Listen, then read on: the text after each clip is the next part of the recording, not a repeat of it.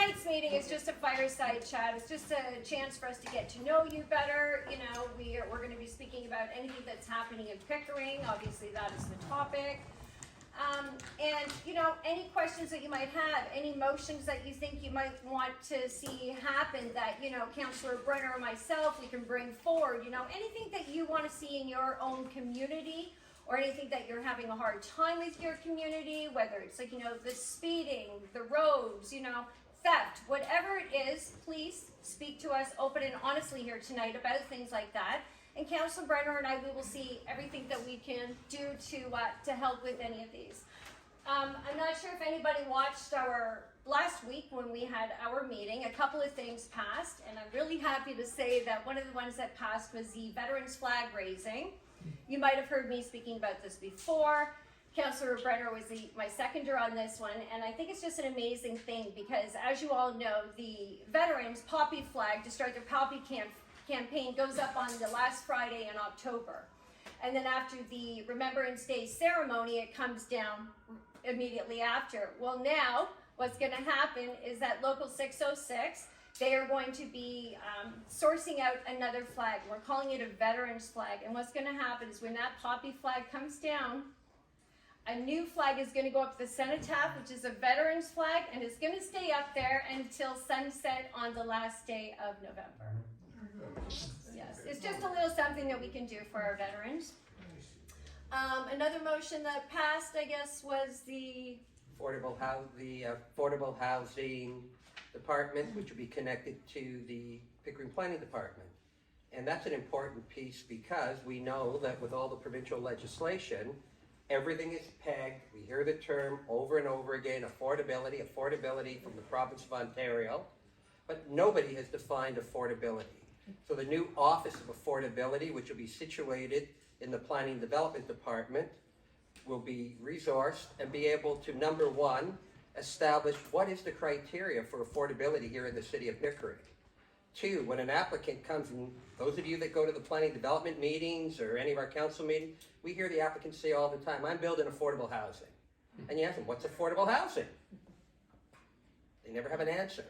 So what this department will do, it will not only define it, but will also have the resources to be able to tap into the federal and provincial grants that can help to offset costs, whether it's rental, whether it's RGI, whether it's grants to reduce the capital cost of purchasing a condominium or a stacked townhouse or whatever.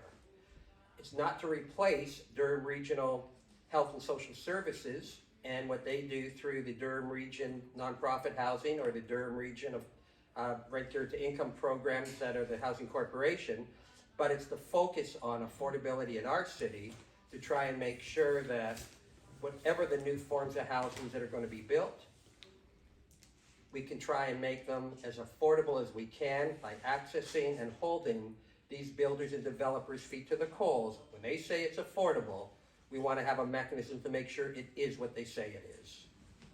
Yeah, because sometimes, you know, we ask the developer, well, what's affordable? And I'll say, is it 400,000? Is it 900,000? And they can't even give us an answer. So I think. So is this affordable rental housing or buying? Because if it's buying, is it just for that one cycle when the first buyer buys it and then it goes to the market subsequently, like the one where Makimono is? Using the one where I guess Makimono, and then also I think the Tribute one, which is to the north of that. The Tribute one had to commit to X number of units that would be sold and that would be part of Habitat for Humanity. And they have to partner with, in that case, Habitat for Humanity, and I think it's 27 units.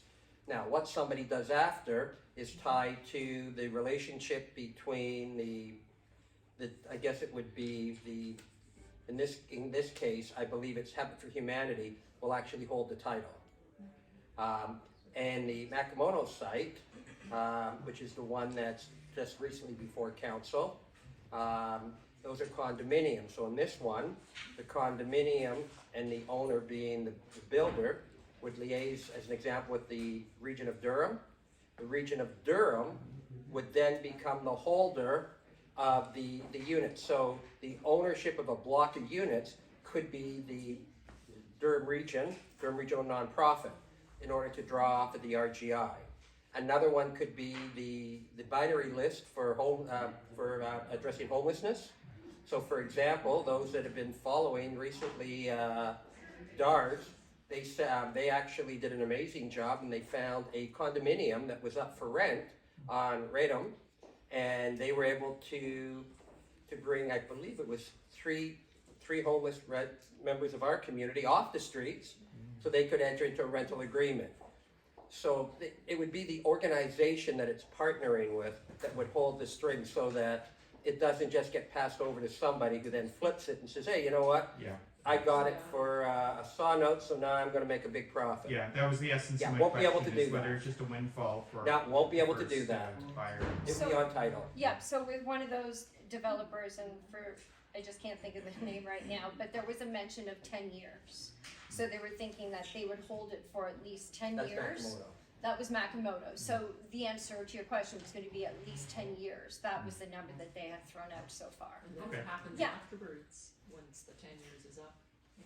That I don't know. I don't know if they'll continue or what they'll do, but I mean, it's really hard to hold somebody to the fire to, like, you know, what they can and cannot sell their house for. Just like I'm sure everybody here would not like it if somebody said, well, you can't sell your home for more than this because of the shortage of housing, right?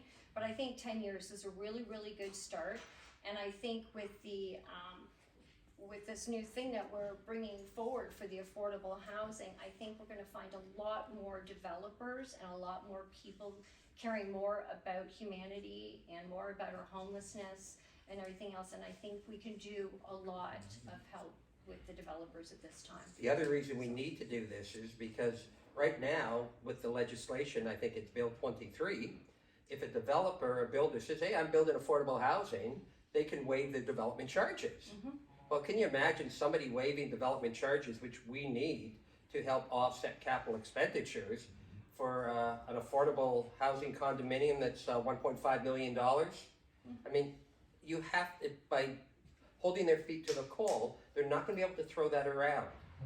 And those that, in fact, are building affordable, then it'll be up to us as a municipality at the city level and or the regional level to be able to do our part to reduce, whether it's considering the waiving of DCs, which is part of Bill 23, or other initiatives.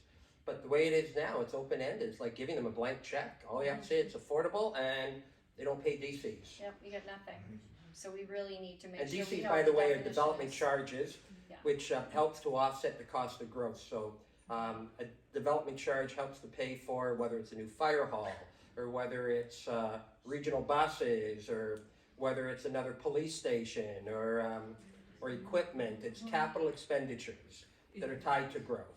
That's what the provincial government has Correct. made the In the new arrangement with the legislation, that's developers, correct. that you don't have to, that they're forfeiting the development charges. And that's exactly. So basically the way it was set up, that was supposed to start actually in January. That's now been delayed. I think the province is reviewing. I can't remember if it's in June or September, but it's been deferred for their review. But what will happen is at least we'll be able to define the affordability. Paul? Yes, Maurice, Saturday Star, there was a great article on intensification, and as council has explained over the last several years, the provincial legislation is forcing it onto the municipalities to increase intensification, and especially with going forward with condominiums that are going to be built. Toronto is under the gun in some of the neighborhoods. It's totally destroying older established neighborhoods. They're talking about 100,000 condominium units every year over the next 4 years alone. 100. And some of them are right up against, of course, detached neighborhoods like what's gonna happen up here at Rouge Mount and Highway 2. That's one side of the coin. The other side of the coin, I just heard tonight about a discussion that's coming down from the province about additional dwelling units on one lot, up to 3. So we have a situation in our neighborhood on Cliffview. It was the largest house on the street that sat empty for several years, a wealthy builder, Dr. living out in Alberta, and he occupied it when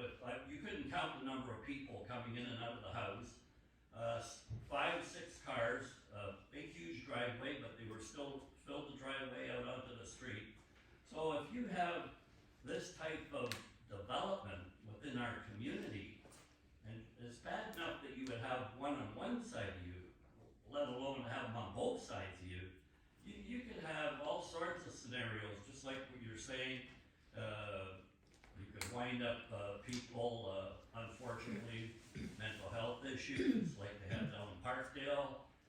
And that's where they force all these people to go. You could have homeless people, subsidized units, you could have anything. But the thing is the overcapacity. We're going from zoning that's been around for 100 years and has developed to this stage, and now the zoning, after they've done a 5-year study, infill and replacement housing in established neighborhoods, you might as well just throw it out the window if this goes forward. So Paul, what, Do you have any opinion? yeah, what we have been able to do, and what you have highlighted is a real scenario in terms of what the legislation could mean in terms of additional units.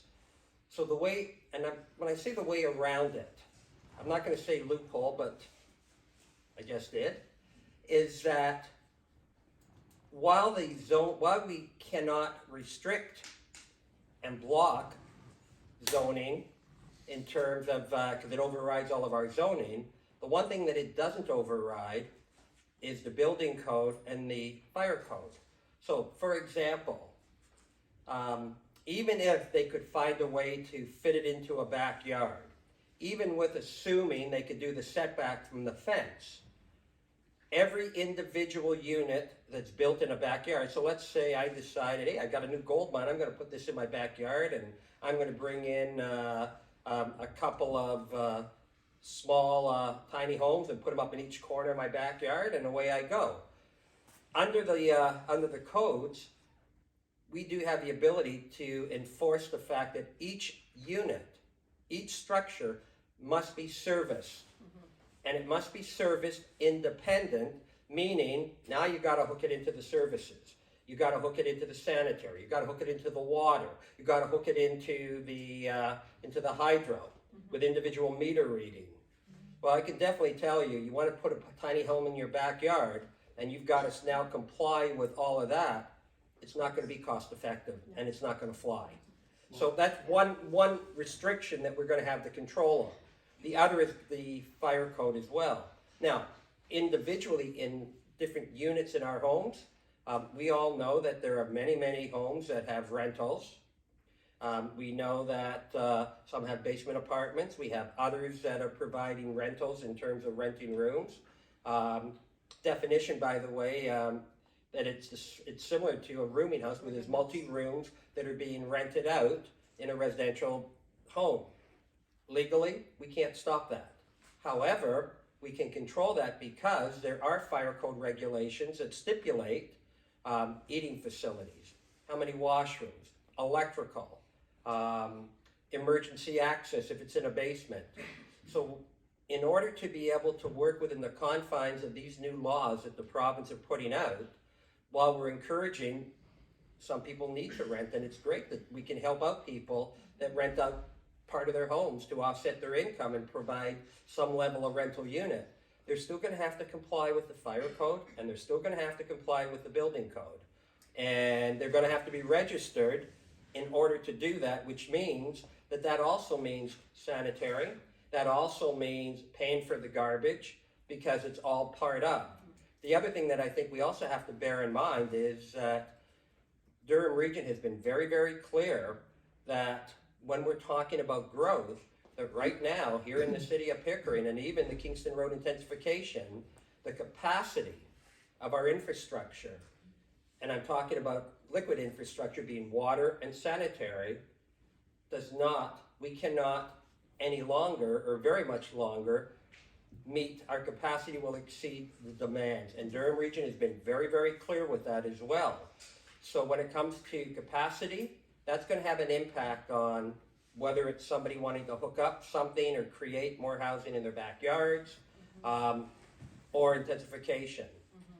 The idea, by the way, and it's been around for years, we've all heard the term granny flats, where granny flats, the whole idea was, how do you help and keep a parent out of a long-term care facility or a nursing home? Not that there aren't some nice ones. We're in one today. It's not about that. It's about options and choices.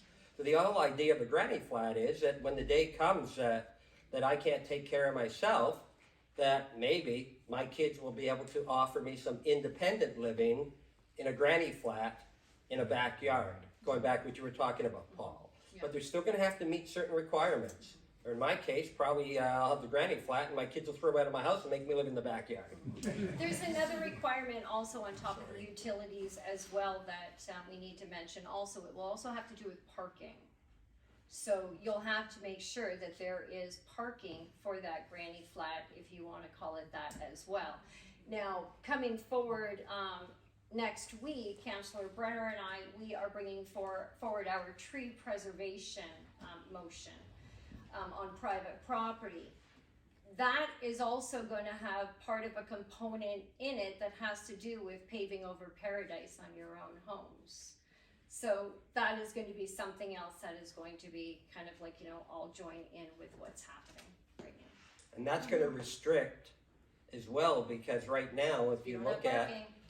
like, I look at my street where I know that, there's a fair number of homes that have rooms that are rented, and you can tell how many cars are parked on the road, or driveways that have been paved over, so there's no more front lawns.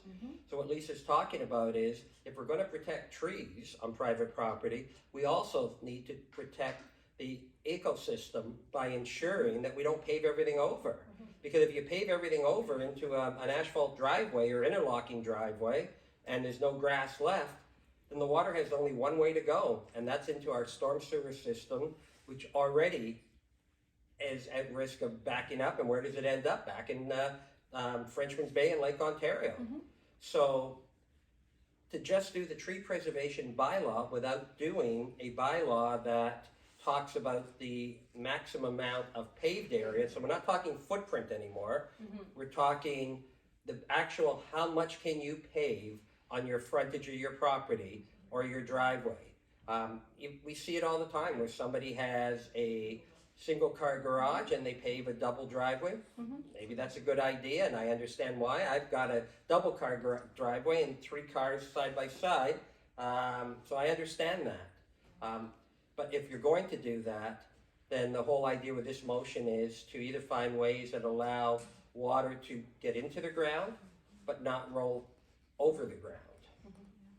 So go ahead. What about lot coverage for any of these garden suites or what have you? Does lot coverage come into play for that Yes. as well? Yeah. Because of that whole. Yeah, it's gonna be a lot. I can't remember exactly what the percentage is right now, but it will be a percentage of your property. So when you see how big your property is, then you'll have a percentage that you could actually build. So I mean, you might only be able to build like, a granny suite that might be like, 6 by 6 kind of type thing, almost like a garden shed type thing.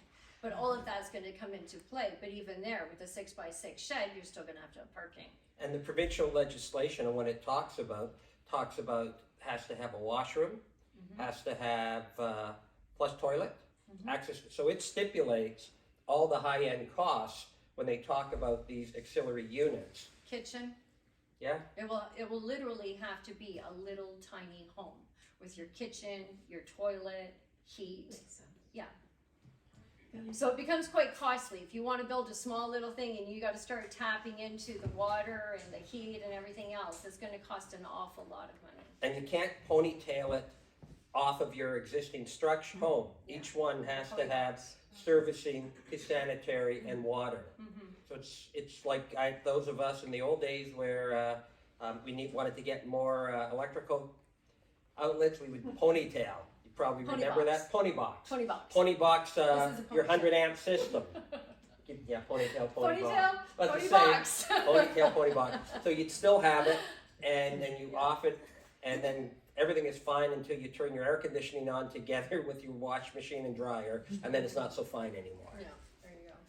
So it's going to still be that you're not allowed to park on the roads and everything. There has It to is be definitely parking. going to be the Correct. only way you're going to be Yes. able to park on the roads, or if there's, and this has nothing to do with waterfront permit, but if some communities have permitted parking, and I know that up in Ward 3, they were looking at it up on William Jackson area. I don't know if that's in there or not in there or not, but I know that the intensified areas in the small coverages, while we talk about building these stacked townhouses and townhouse communities and semis and everything else, the problem is the closer you are together, the less coverage you have, and the less space you have for parking. And it becomes a problem in communities where you have more people, more families, more extended family, more kids coming home because of affordability and nowhere to park their cars. Yep, go ahead. Would there be development charges as well for those properties for the extra buildings being erected? Because development charges are never enough. Whatever developers pay doesn't really cover all the Technically, the capital way it costs. was set up with the province currently with these new units, technically, they've left it as a gray area, so it's assumed you'd have to pay a DC development charge. So you can see how it's not going to be very affordable to build a tiny home in your backyard for a revenue generator. Just for clarification, I skimmed through the Star where they were talking about some of the changes. I don't know if it's, my understanding is correct, that now you can have a dwelling that's in, you can have it in three, like you can have three separate units within one dwelling now. Is that what's being, is that just Toronto or everywhere, or? That's all part of that whole provincial legislation. So I maybe have So a it's detached province-wide. house, and how to take a detached house and turn it into three dwelling units inside. But it means that we have to meet all the fire code and all the building code. Okay. I mean, these things exist. You look out at the beaches or Bloor West Village. I mean, it's They're just- everywhere. I mean, and there's one, Oshawa, I mean, that's the way things are going to go in the future, because truthfully, I mean, like all of us have kids, you know, it's sad to think that my kid will never be able to afford to live within 2 hours of me, because they, you know, but this is an option. I think the one thing though that I always have to keep in mind, we do have our zoning and official plans. So I'll use the example where you live, where there was a house that was torn down, rebuilt. It was a bungalow initially. The rebuild did go to C of A and it was appealed and they won. But then after they got their approvals to build the structure, if I'm correct, they then applied for another minor variance and decided to change how it was set up, Make it bigger. make it bigger and have, I think it had 3 units in it. Yeah. And it was turned down by the Committee of Adjustment this time. And we'll have to wait and see how that goes on appeal. But the need for affordability still should not be able to negatively impact, going back to Paul's question, an established neighborhood, meaning that you have to find a way to fit it in and strike that balance. It shouldn't be allowed to change a community, but to find a way to build within that community, and that's the struggle now with Committee of Adjustment. So another motion that passed at the meeting last week also was for delegations. So normally when you were to be a delegate, you would normally phone up City Hall if you're doing it in advance. You would give your name, your address, all the information. But then you would also repeat that information when you're sitting there in chambers. So you would say your name and then you would say what your address is. From now on, when you are a delegate, when you do it in advance, you will have to give them your personal information, but nobody else will have access to that other than the city. But now while you're sitting there and while you're standing there actually and you're doing your delegation, you no longer have to give your personal address. Okay, a lot of people were very nervous about doing that. They were afraid of repercussions, you know, people coming back knowing your name and your address. So no longer do you have to do that. So we think that's a great safety issue that that we have come forward with for that. Bravo. Yeah, thank you. Another one which was a little bit more contentious was the request of the town of Ajax to provide a comment on Northeast Pickering. Northeast Pickering is located in the White Belt, which is on Highway 7, and that is east of Brock Road, all the way up to Salem. And it's defined as White Belt, meaning that it can be urban, but in the future. So currently the position of the city of Pickering and Durham region was to include Northeast Pickering into the growth areas to enable development. But the council also put a rider on it saying that it was subject to satisfying the environmental concerns of the town of Ajax because of Crothers Creek. In case you're not aware, Crothers Creek has been a discussion point for some time. It's the headwater system that goes all the way back down into Lake Ontario and also is responsible for a lot of flooding in the town of Ajax currently. So the motion that did pass now is asking the town of Ajax to comment on if they are satisfied, because that's the wording we use. And that's going to be critical right now because Durham Region is looking at an official plan amendment, and that official plan amendment includes potential growth of Northeast Pickering in a community called Verrain. So subject to getting this information back in time for the regional official plan, it really is important because when we talk about infrastructure, we also talk about buses, we talk about roads, we talk about water courses, we talk about agricultural farmland being protected. So right now, the future and question of what happens in Northeast Pickering will be determined by a regional official plan, which currently is under review, and the public still have the ability to comment on up to, and I believe it's probably May, June of this year. So the motion that was passed may not sound like a lot, but it is because It's a big deal. we as a new council, when I say a new council, when the new council took office, remember there were 50% changes, members of council, but there was no mechanism, either here in Pickering or at the region, to reverse or rescind a position of the former council. So the way to do it was to bring new information forward, courtesy the town of Ajax, and we're anxiously waiting to hear what Ajax has to say, and then that will be part of the commenting component with the region of Durham going forward.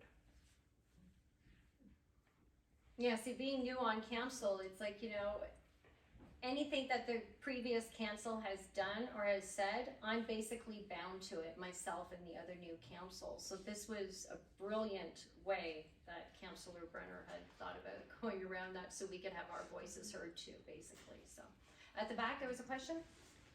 Yeah, the deadline for new housing applications and apartments and high-rise is 2/25, is that correct?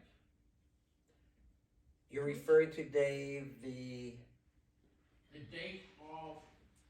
Deadline date for applications for the growth plan that the province is seeking.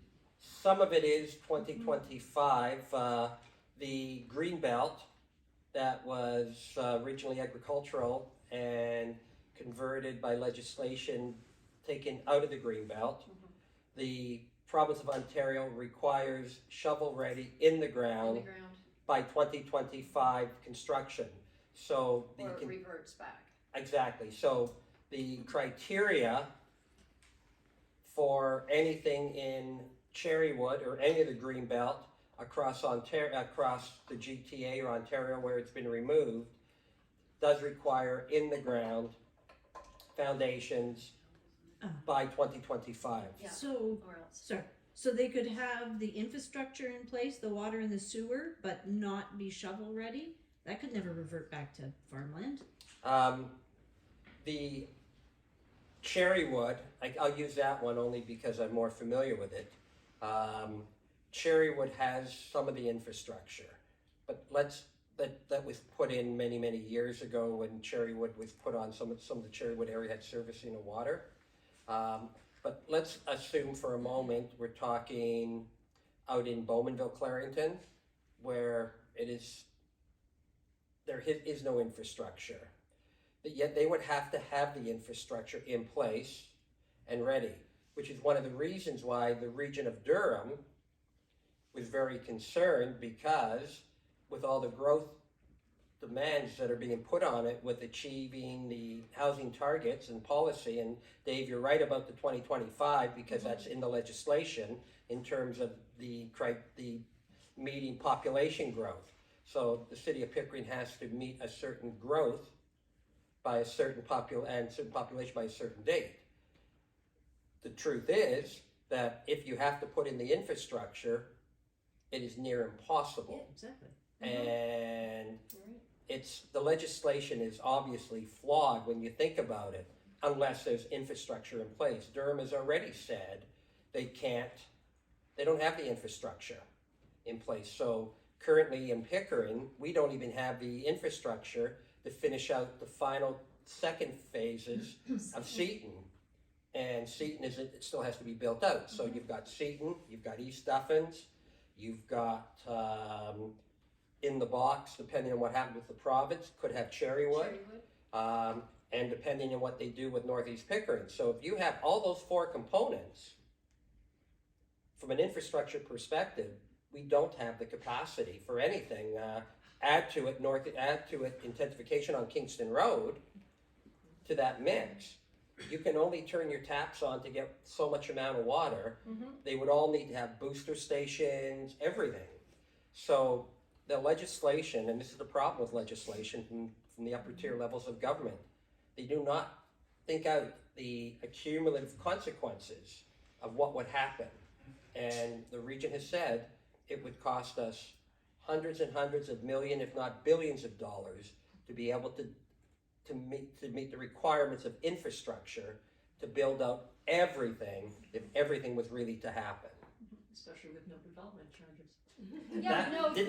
Add that to the mix, and It would bankrupt Pickering. We would be bankrupt. along There's no with question. everywhere across the GTA Yes. and different parts of Ontario. So So the lack of foresight. Mhm. It's crazy. Agreed. So if you're building all those areas, why do you have to intensify Kingston Road? great question. When the funny part was, when the original, and again, this is now option 2B, which was passed at Durham Regional Council by a vote in 2022, and I think the vote was 12 to 15 at the time, which was really close back then. And in that, the regional staff, they raised what they said was that it had all these different explanations. So when they came up with, and they called it the build option that was put out by one of the developers, and it said if you do this, then you reduce the need to intensification X, Y, and Z. Not true. All you manage to do is reduce the potential development in brownfields. And what we have on Kingston Road are not brownfields. It's redevelopment. What are brownfields? I don't even think we even have any in the city of Pickering when I asked that question. Brownfields are, I think it's brownfield development. I'm trying to remember what municipalities had it, but we don't. It doesn't affect the urban area. It's industrial land that isn't being used anymore because it's all gone to China. Oshawa has a lot. Oshawa has a lot of brownfields. We don't. So the intensification, the point is exactly dead on. In theory, it says that. In reality, no, it's not that. The Kingston Road intensification can go ahead based on provincial and the Provincial Planning Act and is not impacted. The only thing that will be impacted is infrastructure that is going to be taxed if that was to happen. Yep, at the back. Oh, I was just gonna ask about a lobbyist registry. I know it came up in the past, and I seem to remember that it wasn't something that was moving forward, so. It has passed. It passed. Okay, Yeah. so where does one access that? Because with all this development, it would be good to have a public record of what developers are moving. What's going to happen is the lobbyist registry, so it passed council, The past council and it's coming back this March 27th. and what's coming back is the framework and the penalties and how it's going to work. So the direction is the city of Pickering will have a lobbyist registry. So it's not not an if, not a maybe. So then it becomes the how. So they're looking at different models. There's not a lot in Ontario, but the ones that they're looking at have a great deal of, some of them have enforcement, which requires the enforcement and penalties on the lobbyists, being the lobbyer, to be held accountable for lobbying without being registered.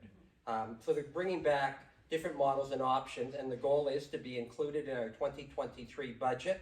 It's not a lot of money for the software, and it doesn't take a lot of enforcement, but there will be an enforcement component, and there will be a penalty component, as part of the report coming back in March, and then it's full steam ahead. So we hope to have this in place by could be the end of second quarter or beginning of third quarter of this year, and we should be good to go. So as residents, how would we access the lobbyist? It'll always be it'll be online.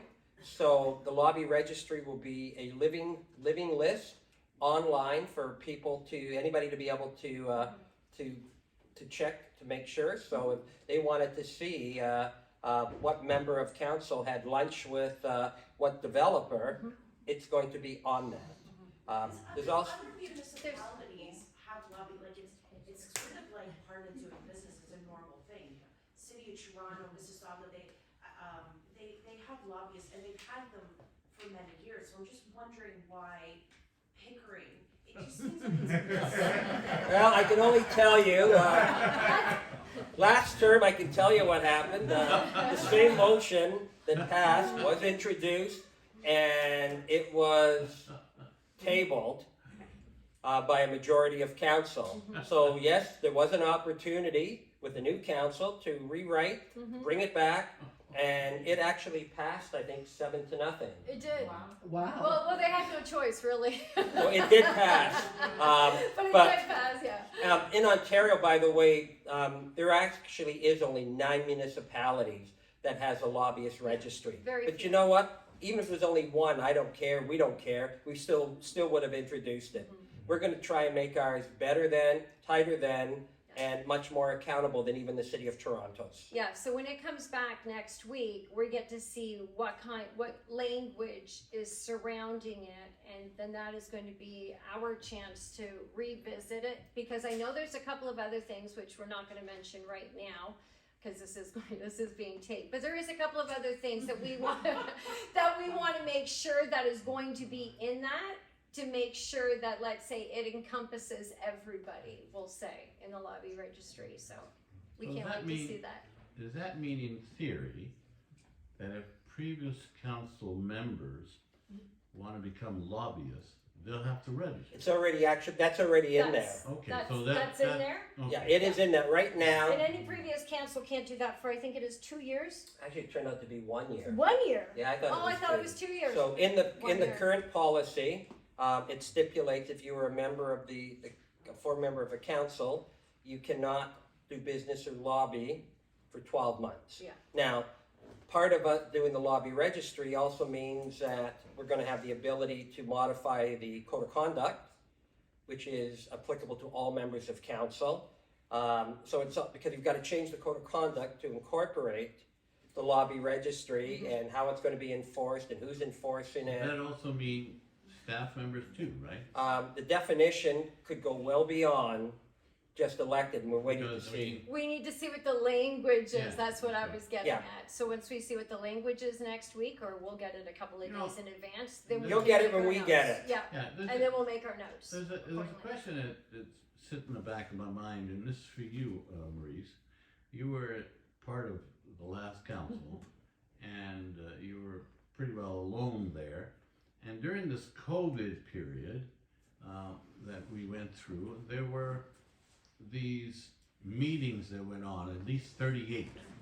You know, these meetings that, you know, the last mayor said didn't occur, The but they secret did meetings. but they, yeah, I didn't say the word, but, you know, something Yes. happened. I know we can't have access to them, but in theory, can she see those meetings? The minutes of those meetings? She has all the access to all the meetings that I have Right, access to. right, Pink right. Yeah.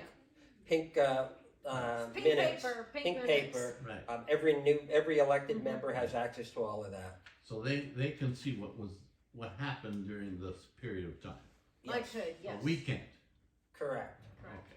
Once it's a pink under the Municipal Act, Right, any member of council that breaches it right. can be charged.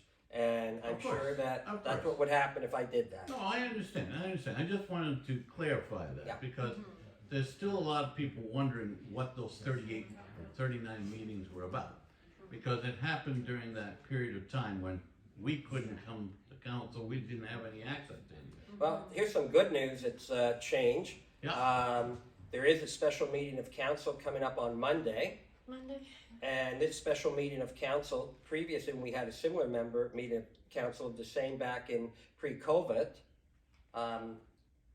was not only not live casted, but it also wasn't open to the public. And it's the strategic planning process. It is open to the public.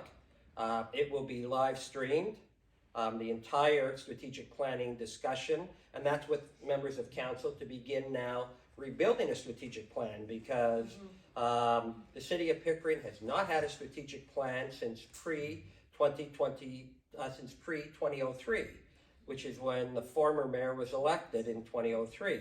The outgoing mayor, there was a strategic plan with, it was former Mayor Wayne Arthurs. Yep. And that was a strategic plan that was brought in around, I think it was it was in that very early on, in the late 1990s.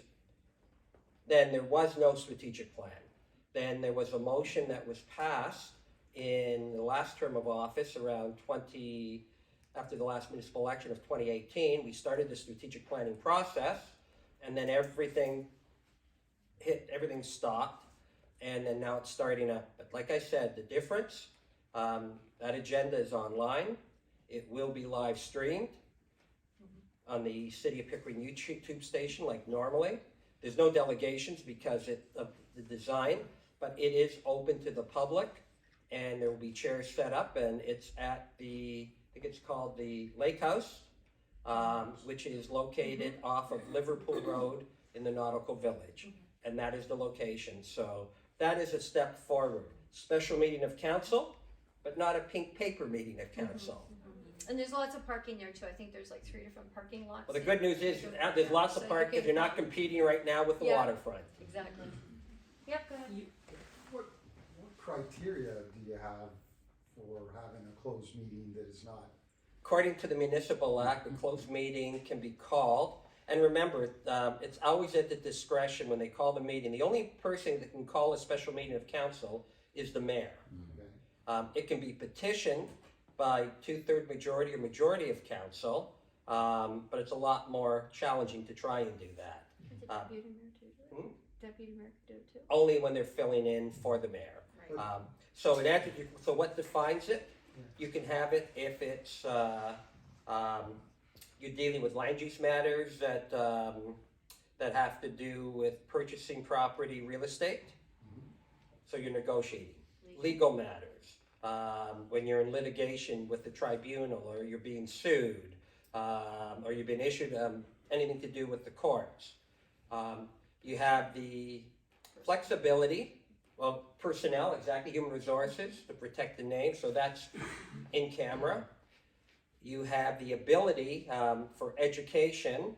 You can actually do education either in camera, or we opted to do it out of camera this time at a special meeting, so that's a gray area. What do you mean by education?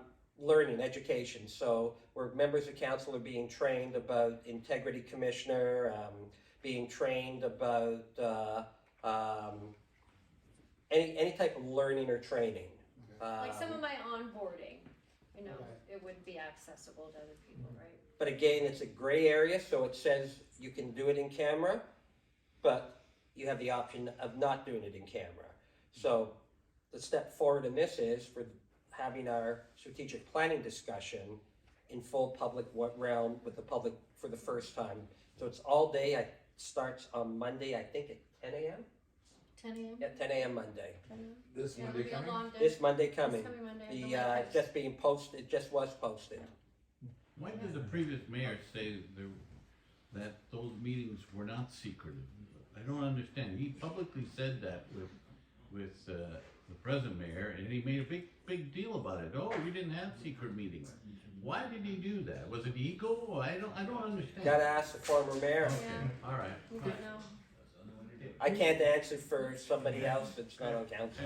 Oliver? Can you clarify with respect to the in-camera meetings, when you call it in camera because it meets one of the criteria, how it can then expand to the whole meeting when it's supposed to be, the spirit of it is supposed to be restrictive in its use, in that just a portion of the meeting is in camera. Great, And your observation is dead on. Well, and furthermore, with respect to myself and some others in the community, where there were committee of adjustment decisions that were subsequently not defended by the city, and that was at the end of in-camera meetings, without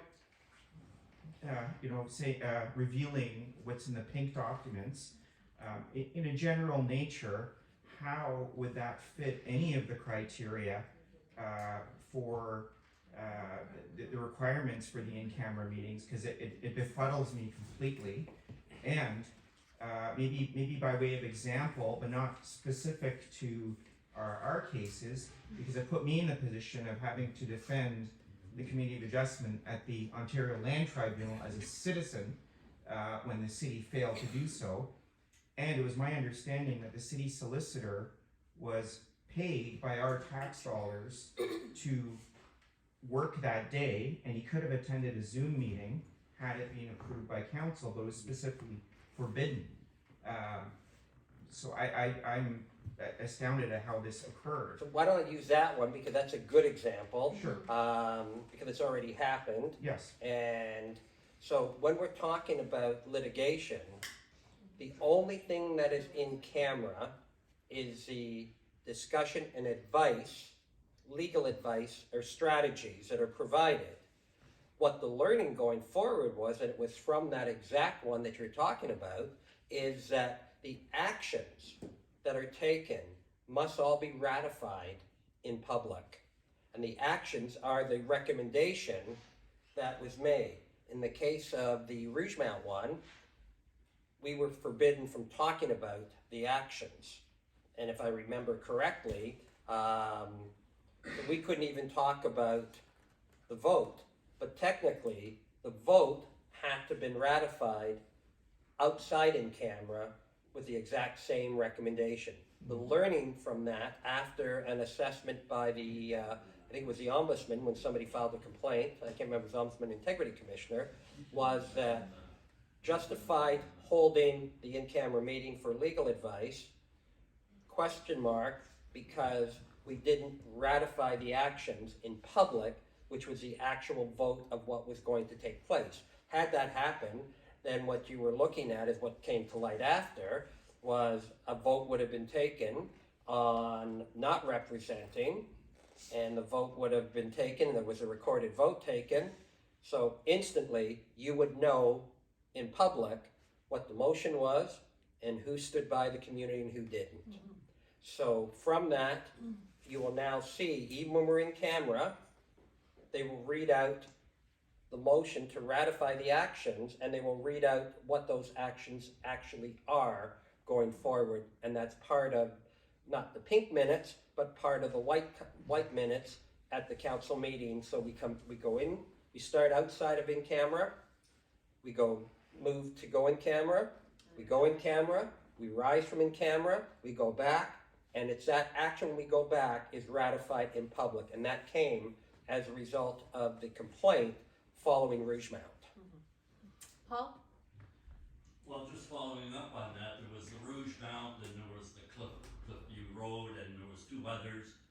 So we followed the whole process. You know, Fairport Beach is very active in what's going on. So I said, okay, where do we turn now with these in-camera meetings? So I went to the Ombudsman's Office of Ontario, talked to one lawyer. This went on for 6 months. Then talked to two lawyers separately, then another lawyer, and they told me, the only thing they would tell me was they had the ability to go back to the municipality, look at all the discussions that took place in camera. They could question the clerk or anybody else in the municipality, and basically they said, within the Municipal Act, I think it's section 239 sub E something, whatever it was, you basically, let's face it, if people don't know the Municipal Act, you can pretty well drive a semi truck through the thing. You know, it can mean different things to different things. And you can look on websites about tribunals from the Ombudsman's Office, all municipalities across Ontario. Some of them come back in favor of the complainant, but most of them just say that they have the ability, but I think some recommendations did come back to Pickering.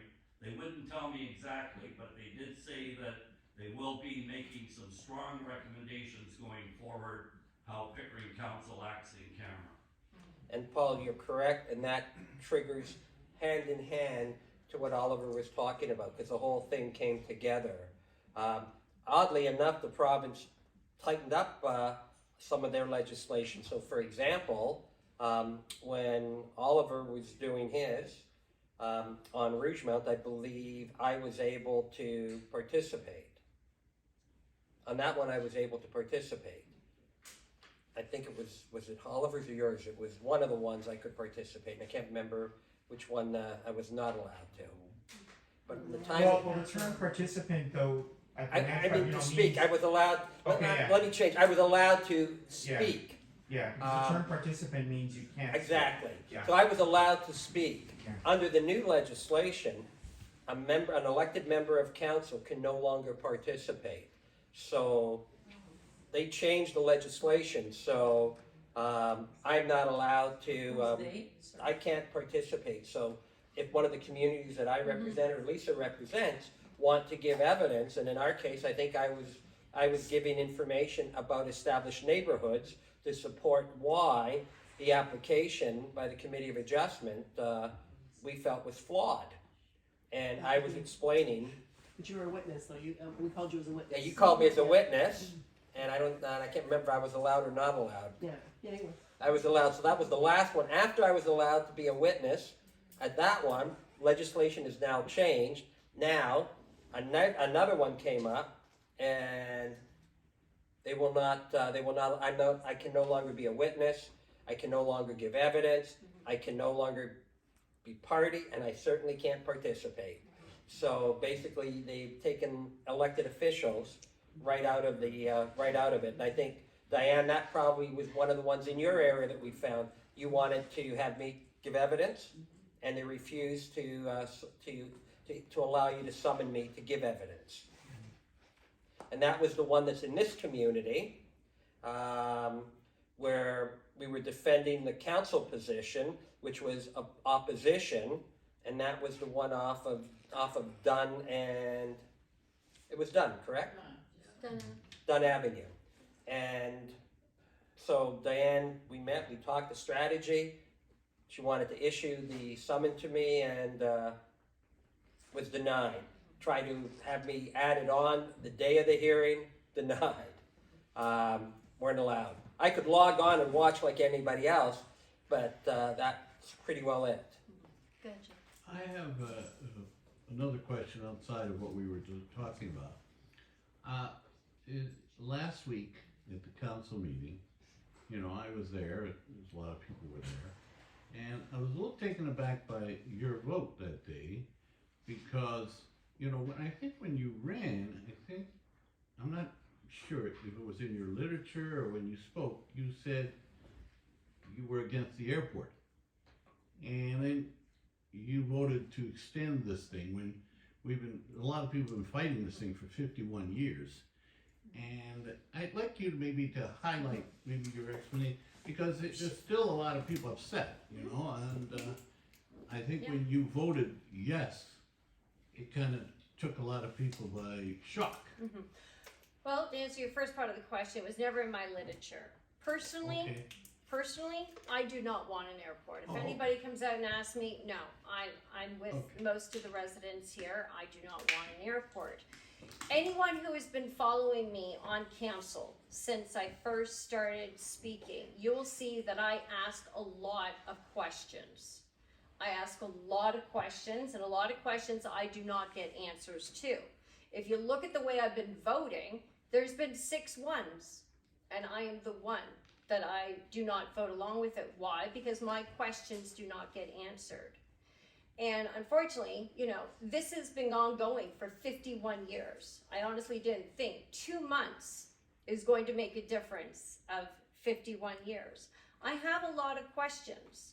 For just as many people that are coming to me saying that they don't want an airport, and we know what my views are, but you gotta remember, this is not about me. I will always do what's right, and I'm gonna do what's for the people, and that's how I ran my election. And I think I've been showing that at council with my questions and not moving forward if I don't have an answer. And everyone can see that if you go back and you look at any of the council meetings. So now when it comes to the airport, I still have unanswered questions. We had a number of delegates, half of them were for the airport, half of them were for against the airport. My questions concerned me, a lot of it had to do with the farming. I mean, we do have the best agricultural soil here. And, you know, even when that delegate was speaking and, you know, he kind of attacked me. And then I said, well, when he started saying, well, the food is no good. And I'm like, well, they're growing corn, they're growing wheat. Is that food not feeding other animals in which we eat? So really, the food is being grown for us. So, I mean, I have all of that, but there's more that I need to look into. But again, personally, I do not want an airport. But I will not move forward on any kind of a decision unless I have all the answers that I need to know that I've made the best educated decision.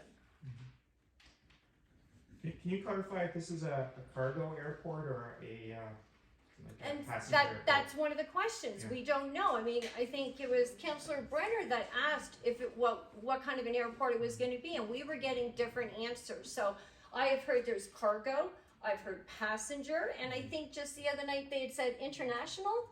So I mean, like That's honestly, who you're asking. Yeah. right? It depends on who you're asking. So again, I mean, these are all questions that need to be answered, right? And that's why I'll hold off. And I mean, I've given myself now a good 8 weeks where I can sit there, I can ask questions. There's people that I'll be meeting, like, you know, from Landover Landings, I guess it is, and some other people that are in here today that I've already said, we are going to sit down, you're going to help educate me. Because don't forget, I just came into this role. Even though I have been a Pickering resident for 13 years or so, and like I've always lived on the border, there's still a lot that I don't know. And you know what, I have to make an educated decision. And that's what every single vote that I will do will come down to that. In the back? Yeah, oh, sorry, go ahead. Sorry, I was thinking, here we have the legislation, the provincial legislation, where we have applicants putting in development applications, and we have Block Road, we have the Plaza, we have Block Road and Highway 2, we have Rougemont and Highway 2, which I'm against, we have apartments along Kingston Road, we have apartments along the city centre, 7 of them. I haven't seen the final plan for that, by the way. And then it goes on. We have seen that was roughly 90,000 people, 30,000 jobs, and we find out they haven't got the infrastructure. So they rather concentrate on something else. So has the planning department come up with a variety of an area that needs developing first? Such as, I believe, being in the development game for 50 odd years, very big developments, normally you concentrate on an area and expand from that area. Like, I haven't got a clue what's going on with the city centre. Could you explain to me if Pickering thinking that way now? It's coming Well, at I us. could answer it, but I was looking to see if you wanted to take a shot at It it. doesn't matter. I mean, the developments are coming at us every single direction, right? There is no just one single area that's happening. But I mean, like the corner of Rougemont, it actually hasn't come to the city yet. Hasn't crossed our table yet, has it? No. So, you know, right now that's all talk, speculation. You know, I've actually spoken to those developers because, of course, you know, once you're on council, everybody reaches out to you and wants to have your ear so you can learn things. But I mean, that hasn't even come yet. Now, when I did run my election, if you want to go back to that, I did run that. I would not be in favor of a condo going up on the corner here, because I mean, it becomes a huge safety concern for everybody that lives here in Ward 1. it is a huge safety concern, because if anything was to happen and we ever had to evacuate, we're not getting out of here alive. And I say that because, you know, everybody knows where I live, and if there's an accident on the highway, I can't even I can't even back out of either one of my driveways, and I'm at an exit, basically. I'm the closest out of everyone here, basically, to get out of this area, and if I can't get out, then I know none of you will be able to get out. And you are my first priority, the residents of Pickering and the safety. Dave, if I can maybe add to it what you're saying, okay? The city center, not to be confused with the city center visionary exercise, because that's the one that is coming to council, I think it's probably the end of the month, and that's the one dealing with senior center and so on. So when I'm referring to the downtown Pickering, I'm referring to, it's still called the city center, but the master plan for the city center. So the whole idea is that intensification belongs and the height and densities in the city center, and then it comes down like a teepee, meaning your height in your downtown, and you go like this. What's happened is we've had developers who have pushed the envelope wanting to go like this. They go like this, then the ones that are in the city center don't want to be like that, a dip, so they push and go like this. As they go like this, the other ones go like that, and it continues on. What's happened is that, and as Lisa pointed out, we have not received the application yet for Rouge Mountain Kingston Road. However, as we said at the last town hall meeting, what has happened is the owners of the properties, a total of seven property owners, have now taken the Durham Regional Official Plan, which I think is OP 838, I think, to the Ontario Land Tribunal. What are they appealing? Oddly enough, they're appealing, even without application, they're appealing, number one, the language that was put in, and I'll repeat what we said at the last one. The language we put in said that they had to show a regard for abutting residential, meaning that some residential abutting should not have been any higher than 12 stories in the official plan, and that's the maximum. So the official plan set a cap and said, this is what your maximum is. One would think, because I felt that that didn't even go far enough. These landowners have now taken it to the Ontario Municipal Board, or what used to be the OMB, now the Ontario Land Tribunal, and what they are appealing, they don't feel that there should be any maximum. So Who are they to dictate? they're the owners that bought all the different properties, and there's 7 of them that run along Kingston Road, from Altona Road all the way over to White's Road and goes beyond. So for example, there was an appeal by the one at White's Road, and not the one which is the plaza and a Pet Value, No, but the National one which Sport. is a Sabara Group on the opposite side used to be National Support, National Sport. So they've appealed because they don't like the language, the show regard. They don't like the maximum. The one by Rougemount and some other ones by Rosebank appealed because they don't like the language that we put in that said that they had to make reasonable efforts to not displace existing businesses and employment. They have to show regard for their existing tenants, being our businesses, to protect jobs. Some of the appeals that they have launched are to appeal the fact because they don't feel that needed to be in there. So right now, no application has, in this section of we'll call Kingston Road, has not yet been approved. We have not even seen the refined, rewritten one from the landowner at Rougemount. They haven't submitted it.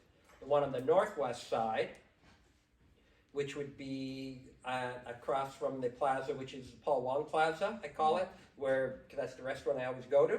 On that opposite side, those were stacked townhouses, and that was an order by the Ontario Land Tribunal. The owner there, you see, is marketing several high-rise condominiums. They have not submitted an application. They have no approvals for anything. But everyone looks at it and thinks that condos are coming, right? Because those are the pictures, the graphics that they have on the boards right there. Rosebank Plaza with the Jumbo Burgers, the owner there has appealed. Jumbo Burgers has a for sale sign up, did you see that? They've had it up for a long time, yeah. Is that the Daisy Mart Plaza? Yeah, Daisy Mart. We can't do anything until, however, what I can tell you is in that in-camera meeting was reported in public, so we had an in-camera meeting on the whole question of the appeals to OPA 38. So it was ratified in the council chamber that we are in fact going to be hiring the external and any other resources to defend the position of OPA 38, which has height limits and has regard for tenants and residential areas. So we're going to defend the position of the council, which is part of the OPA. And that was reported back in chamber after in camera. Go ahead. I have a question that starts in Quebec City. I came to this country in 1979, and I don't believe since then that Canada has actually built another passenger rail line. Now, one is proposed to run from Quebec City to Toronto, and it goes through Durham, and it goes through Pickering.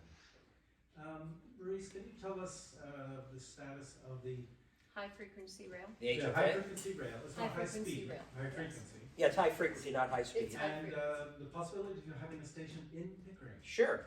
As a matter of I'm not fact, into the Washington, yep. right back. Matter of fact, that project was kick-started in the last term of office following a meeting with the Minister of Transport Canada. And council has passed a resolution requesting that the city of Pickering, in fact, have a stop in Green River. And we've identified that location because Green River is the intersecting point where the rail system runs all the way up through North Pickering and all the way out past Peterborough and all the way into Quebec. So the first thing we did was to go on public record saying to Transport Canada we want to be part of that, and saying to, I think it's a CP line, I don't think it's I can't remember if it's CP or CN. One of those, I always get them confused. So we put out there that we were interested. Following that, we then had the next resolution, which was to put money in the budget so we can, because it turned out we have to bid on it. So we put money in the budget to bid on it, to make them aware this is why we had to put a business case together, which is now what's happening. In that business case, going back to your question, Joe, we found that there seemed to be reference to a Pickering Airport.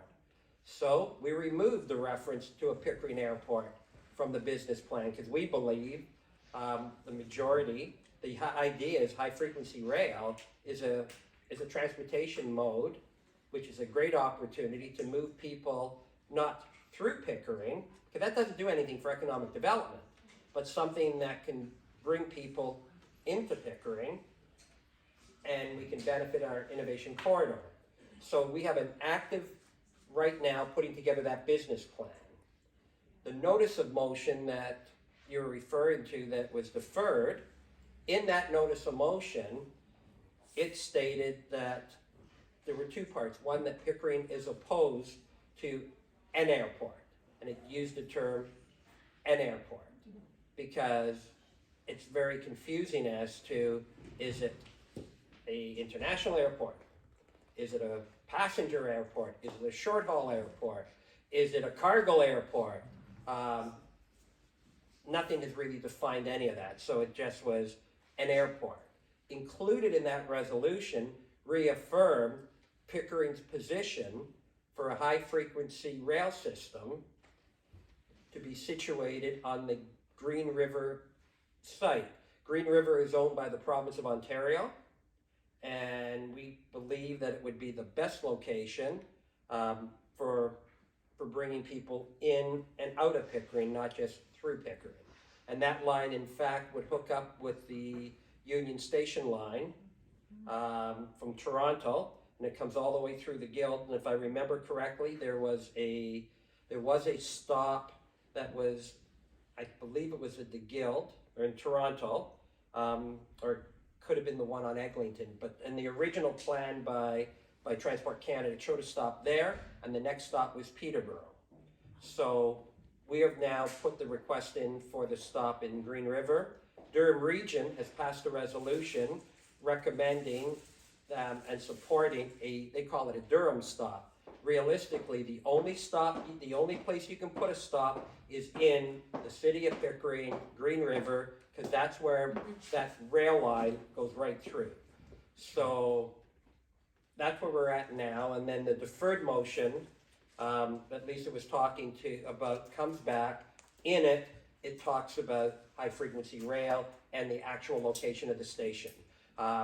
In preparation, one of the things I had the opportunity, I met with the Minister of Infrastructure from Canada, and because I wanted to reaffirm, because I was told that if there's no airport, that there's no high frequency rail line, and that's not true. It's untrue. Exactly. I spoke to the Minister of Infrastructure for the federal government. I spoke to the Minister from Transport Canada as well. Both have reconfirmed that our ability to acquire a station has nothing to do with whether or not we have any type of an airport. That was another one of the The questions two that I are had. very opposite. Some argue saying it would be great to have a rail service to bring people to the airport. But that's not what the business case is that the city of Pickering has been advancing. Can I just follow up on that? I just want to ask you regarding the rail line.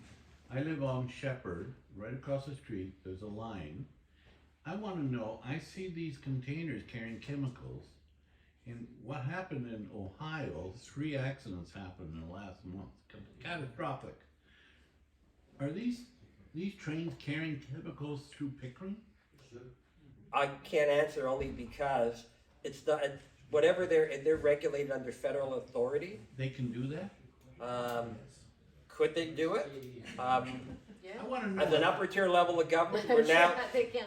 I mean, we're having enough time trying to deal with the provincial level, but technically, an upper tier level of government trumps everything below. So the feds trump the province trumps the municipality. So chemicals are going through. I'm not saying that. I'm not aware, but I can tell you what we can do is What? we can inquire and find out. Well, I asked Lisa, and I'm Yes. asking you, on behalf of a lot of people. We'll and do that. I'm concerned, I saw the catastrophe that happened there, and it doesn't take very much for a catastrophe to happen.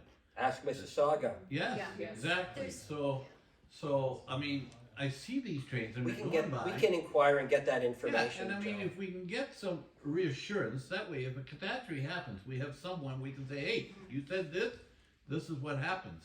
Because it would impact hugely. We can most certainly, and that doesn't even take a motion. That just takes Yeah, getting a I'm asking communication. them, because Yeah. that's your job. You Yeah, guys we'll do can that. it. Yeah, thank you. Yeah, because we Thank were gonna do that the other day, another business. Yeah. But there's a couple of questions that I have for Transportation Thank you. Canada. There's a couple of them, so This I is- wanna have them all together and just send them in This one is shot. this is the forum Yeah, to bring stuff up, and then this is, yeah, no, it's I'm perfect. just like everybody else here, we all have concerns. Mm-hmm. Back Peter? here. Oh, in the back? Yeah, I'll just go back to your comment, Lisa, when you were saying that you're new and you're asking a lot of questions and there's no answers coming to you. I guess my question is, what's a reasonable expectation for a constituent in the area who asks pointed questions, whether they're something that a councillor likes or not? What's the reasonable expectation to get a response? Because I know, and I've heard from many people in Ward 1, that direct comments have been asked. I've asked direct comments, and it seems like it's fallen on deaf ears with no response. So I guess maybe just let me know and let us all know what the reasonable expectation is.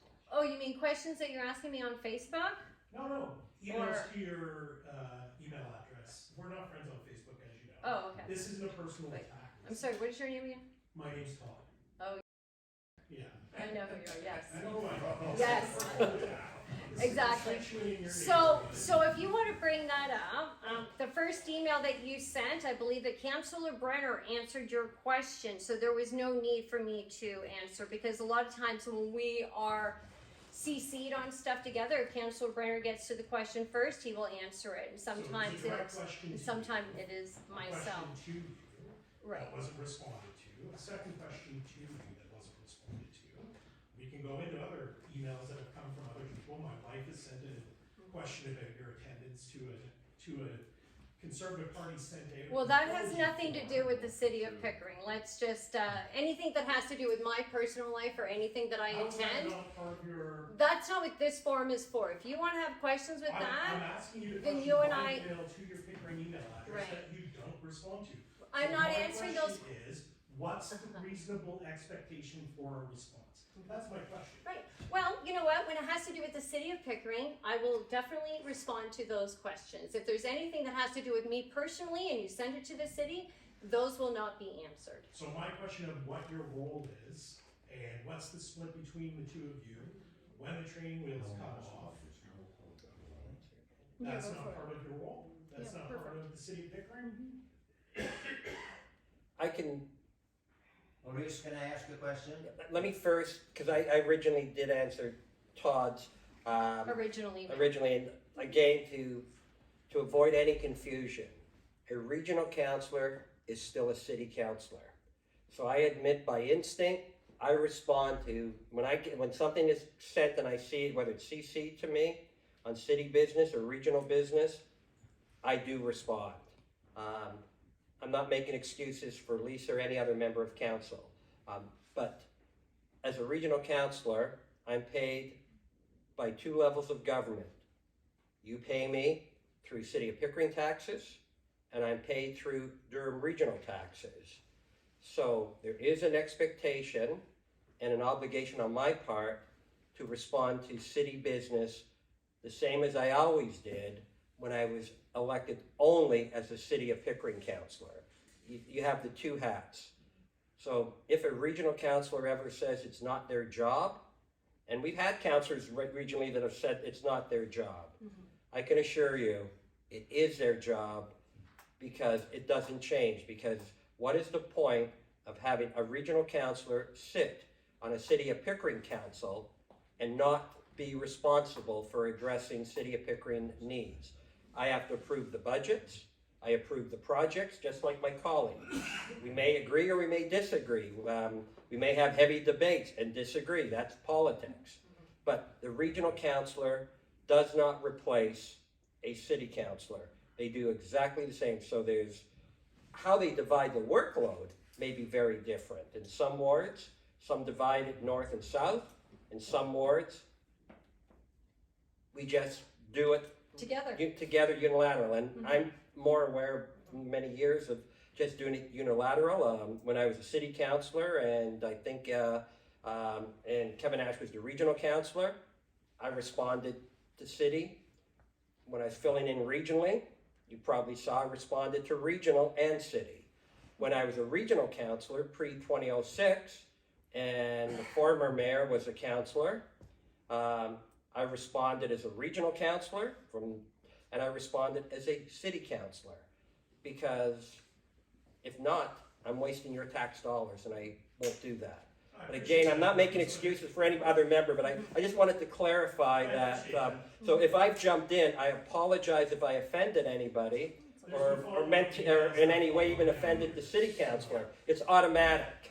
It's automatic with me. That's all I can tell you. You can do whatever you like. Honestly, I mean, that's completely up to you. It's your prerogative. You know, I'm doing everything I can for the city, and you know what? If somebody is sending me emails and they are attacking me personally, I'm sorry, I will not respond.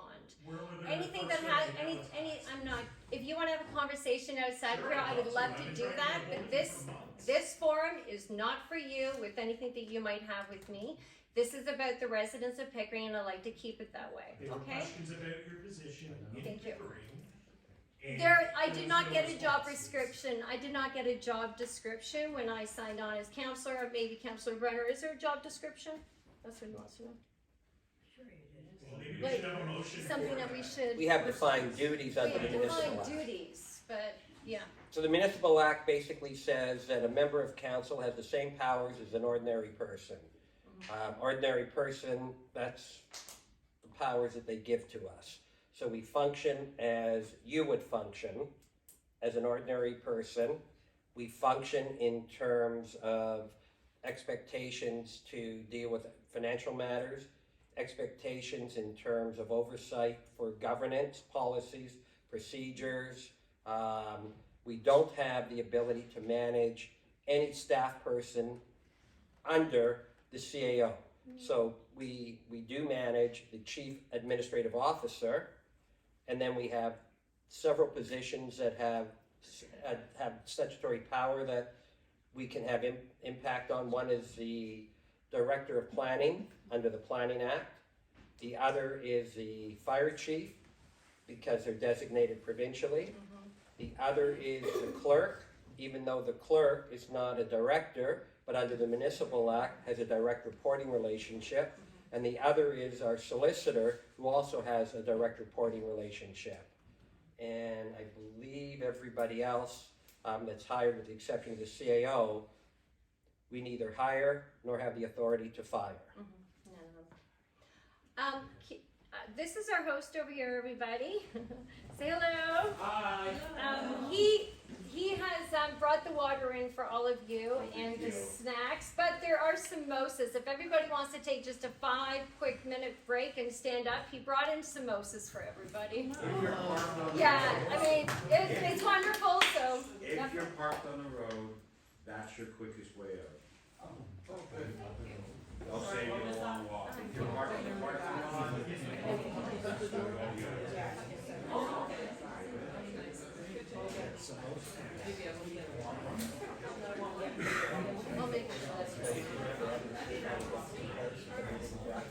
Oh, right, yes.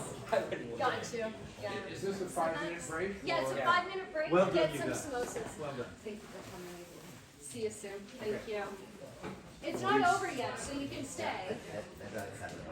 I just want to ask one different.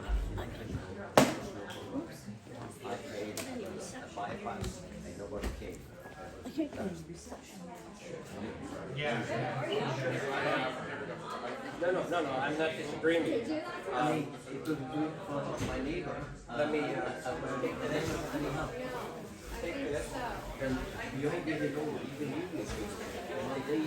I do have, I actually have a motion now to expand the program. You should have already had it, so here. I didn't sign up. I didn't sign up. Then, sacrifice over neighbor.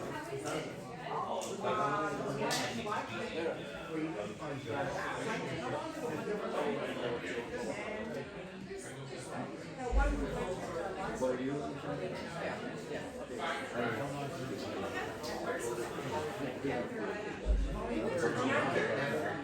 Yeah, very good. Thank you. Yeah.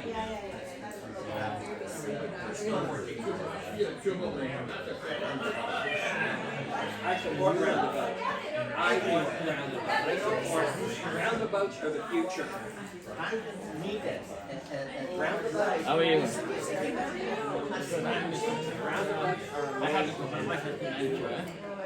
We got new roads.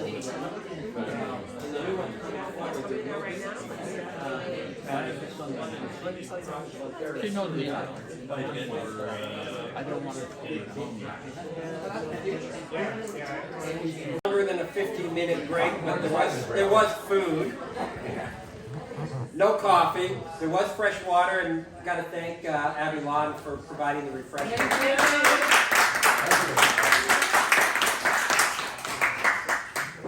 Well, thank you. No, just kidding. I knew that would bring you back. Right? Dun-da-da. Peter. Dun-da-da. Peter. Thank you. Okay, can we talk about Hope Cradle? Sure. Okay, so there, Last point on trains, by the way. Along the 407, there's supposed to be a rail line in there at some point, by the way, too. Don't know if that's local, high speed, or what. You're talking about the one that runs 407 from Right on the region shoulder. of York, and Yes. there was in fact a right-of-way in the very beginning Yeah, that's- along the 407. Yes.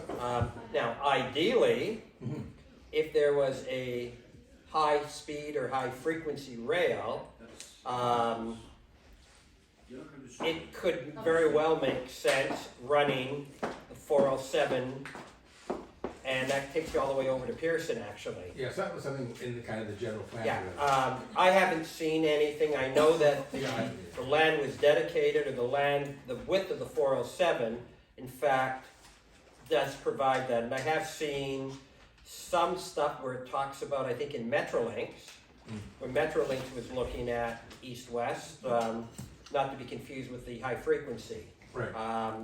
But there is land there that could in fact accommodate, rather than a go bus, could very well accommodate. I didn't wanna. No. I just wanna say, there is that, for anybody who has not heard of it, just to be aware of this. Yep. Yet another of the uncertain possibilities. Yeah. That's all. Thank you. Go ahead. My name's Richard Spinn. I'm labeled as a community activist when people are polite, okay? When they're not, I won't say what they're calling.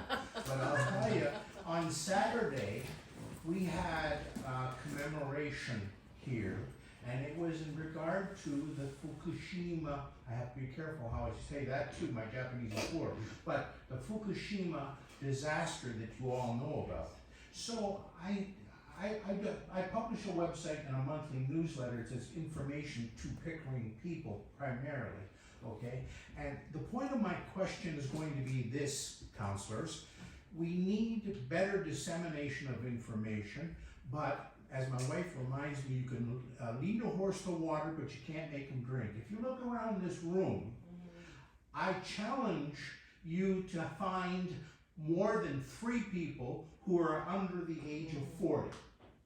What I'm saying with that is that in our community, the young people don't seem to take an interest. Maybe so. However, the point of this is, do you know how many nuclear disasters there have been in the world in the last 13 years? There have been 6. I won't name them all for you, but around the world there have been 6. Pickering has had a false alarm in 2020. Now, may I show you something, and then I'm going to get to my point. How many of you have seen this? Yeah, I saw. Yeah, you two better have seen that. Okay. That was before I was elected, but I did see Let me it. tell you what this is. This is the Durham Region Guide to an emergency response if something should happen at the nuclear plant. Often when I walk my dog down there, I think to myself, you know what? I'd rather be cremated than radiated. And that bothers me because I don't know what's going on with that plant. This pamphlet was published in 2015. It's 9 years old. The Durham region has, I talked to the James Kilgore, who is the Director of Emergency Procedures for the Durham region. I talked to him recently, and he said, oh, we're in the works. I'm not trying to be facetious. I'm not trying to be sarcastic. We're in the works of updating this. However, the point of my litany here is this. People in Pickering cannot find information easily about the city. Yes, the city's very proud of their website, and justifiably so. I wish we had the little gnome of information, Brenner, somewhere that people could call and talk to him and have Well, there's a good description. I kind of like that idea. I feel like getting in the budget. Instead of an Alexa, we have a Brenner. Those of you, I'm going to sit down because That's good. I'm only over 40 people in here, okay? May I say, those of you who have gone to the Pickering website, I'm sure you people have. The young people don't go there. They have no use for it. They have no use for these things that are going on. I've been at 3 town hall meetings and I've looked, it's almost the same faces, the same people that are going, which saddens me.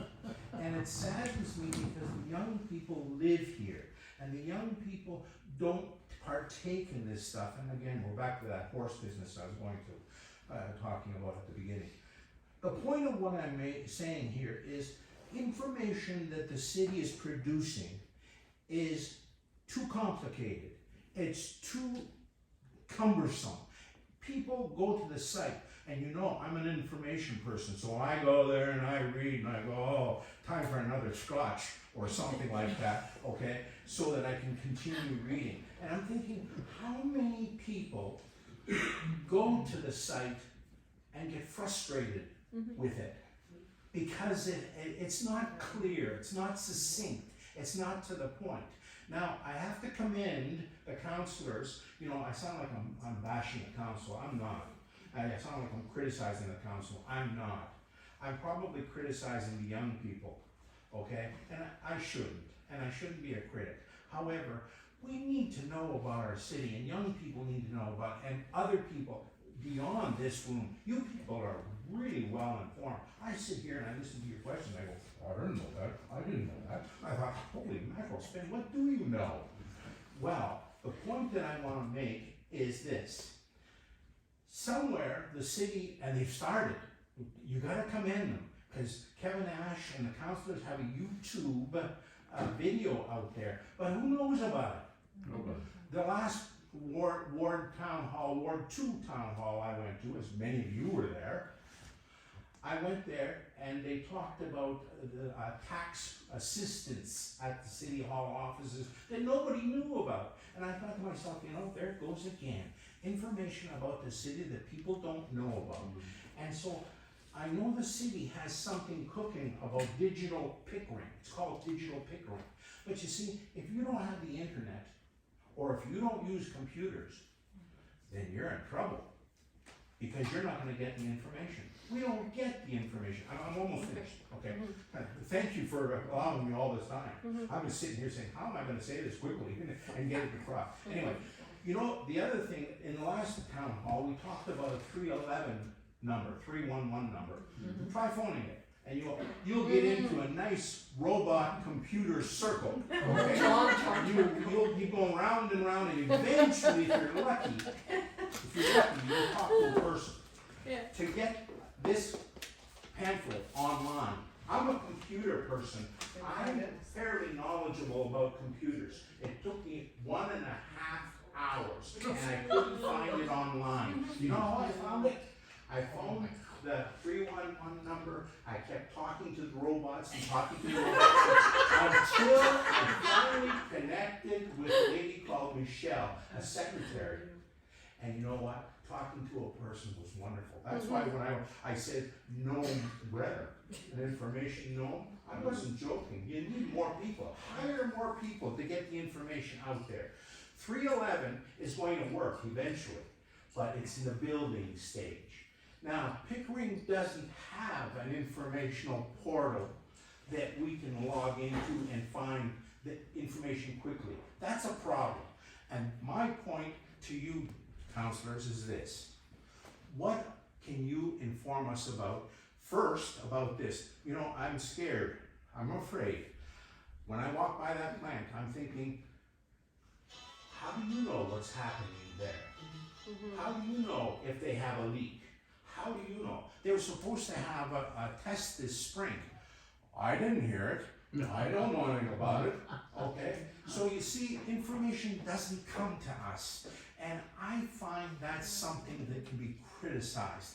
And I'm asking you, first, what can you say about this? And I know it's not your bailiwick, but you dealt with the federal, you dealt with the provincial, now you're stuck with the Durham region. Okay, I want to hear what's happening with this, because I want to know, and I think all of us want to know, how is the Pickering plant keeping our safety in mind? And I think I better stop because Actually, I can answer. I can't answer the question of how, but I can tell you what we can do to try and address the how. I talked earlier about the strategic planning session that's going to come forward on Monday. It's a good opportunity to build into our strategic planning session, which talks about what's priority to community, so that it doesn't matter to me whether it's city, regional, provincial, or federal.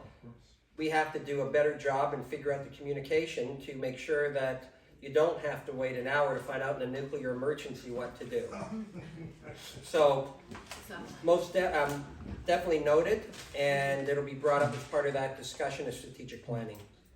And that's where it has to begin to make the change happen. Can I suggest that Fahad Rehman, who made the 75 Towers video, be in charge of communications? I think he did a great job, actually. Because that's how people found out. Yeah. And people only secondarily learned about OPA 38. That's right. And even now, I find people still don't know about it. He just did another one on airports. I was watching that one, and he did a supplement to the follow-up on airports. Oh. The same Same guy. guy. Fahad Rehman. Yeah. Oh, And trains as well. yep, he did it on high frequency rail. Yeah. I don't think we can blame the young people for not getting involved. I mean, if you look around, there is a certain demographic. Sorry, Pasquale. Yeah. Pasquale had his hand up in the end. Sorry. Yep. Yeah, so just to your point, okay, as far as the nuclear plant goes, as far as safety issues go, actually it is better to refurbish that plant than the ones that are modern. They don't have the same technology, or they didn't have the same prime work. The 60s plant over there is way better in refurbishment than it is in the modern one. So like if you look at the literature on it, you can see that. And to your point also, let me finish, to your point also about kids, about not knowing the issues and this and that. Well, what's wrong with parents having a discussion with local things that go on? Parents don't usually do that. You can't fault just the kids, okay? So there's many attributes to your point. Another point is you're talking about safety. If there was a meltdown or what have you, there's a meltdown, more than a 500-kilometer radius. That's will right. be affected. We're done. That's very reassuring. I'm just letting you know. Yeah. And there are fail-safes in that plant was to contain meltdowns. If you were to look at the literature. Go no Yeah. pain. That's right. But still slain. What I was saying is not to criticize young people, not to criticize parents for maybe not having a discussion. I'm not doing that. That's not what this is about. What this is about, and what the point I'm making, nor am I disagreeing with anything that you're saying about the plant, okay? But I hate to think, and you say 500, more. Yeah, thank you, that's again very reassuring. My point is this. My point is this, people don't know about the city. There are so many things that we should know about them. Why aren't we informed about? No, that's not the right way of putting it. Can we improve the system of communication? Can we make it better? Can we make it more inviting for people so that people will be curious about it and want to go there and want to see what's going on? Because they can't right now. They can go to the pickering.ca and it's very informative. I won't deny that. But it's not simple, straightforward. I think what you're really saying is it needs to be plain language. And plain language, as we know, is defined. Centralized plain language. Exactly. Want to say that out loud so everybody can hear Needs it? to be centralized in plain language. And even when we do planning, and when we use the comparison between the individual that does that real estate marketing, he does a great job, and then you use planning. One of the things you always hear when we're talking about the planning applications are, oh no, it's technical. But that's the problem.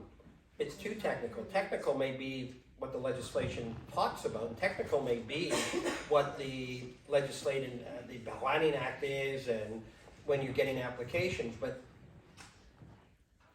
you can take technical and translate it into plain language. It may not be, the plain language may not be in the official plan documents, but the plain language can certainly be an addendum. Or just of an idea. As an idea. It's much easier to understand, and if you look at more and more, you'll see pictures appearing that represent, even in the Traffic Act, actually, when we're talking about MTO, and anyone who's getting their new driver's license, you'll see that a lot of the old signage and all the old information has been changed by pictures that capture. Councillor Maurice, it'd be very gratifying to hear the councillors from the city saying, we are doing changes, we're making changes, here they come. And that's where it's going to start on Monday. You know, 3 of you on council have now published e-newsletters, and I commend you for that, I compliment you for that. That's a way of communicating with the people, and your newsletters are not only comprehensive, but they are personable, okay? Wonderful to see. But we need more of that. What is the city doing in that regard? I just want some reassurance, that's all. Well, one of the things that's going to happen as well is the communications budgets have to be increased. Why? Those who happen to live in Ward 3 or have represented Ward 3 will tell you the current communication budget would make it impossible to send out more than a half a newsletter to reach the entire geographic area of Ward 3 right now.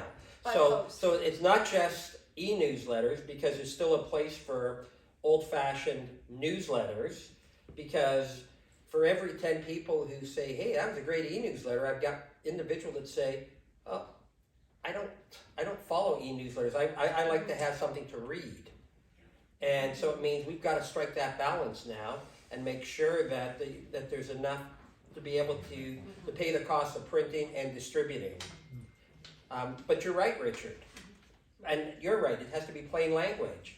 Because without plain language, and I don't know if you see in the back over there, the young lady that I was speaking to during the break, in terms of looking for information on fence viewers and fence bylaws and how dollars are being spent and how much money.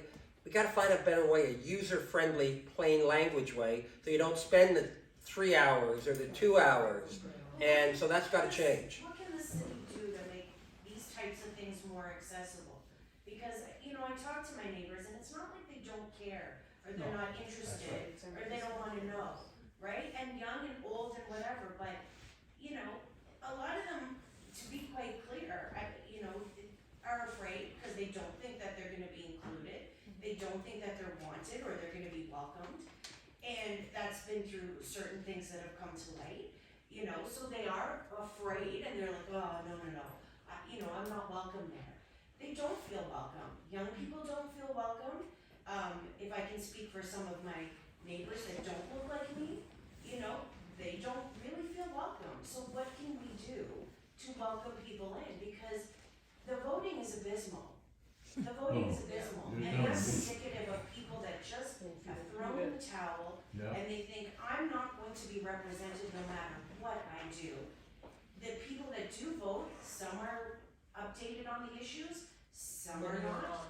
Most of them are not, right? And the young people, I mean, I have a few young people in my house. And I have young people in my house all the time, and I don't speak for all of them, but, you know, the young man that put out the information on the 75 towers, he was a young guy, and he made a video that reached a ton of people, and he, you know, it was informative, and it got people riled up. Why can't communication be like that? I didn't even know you had an e-newsletter, and I think I'm pretty savvy, and I try to keep up with things, right?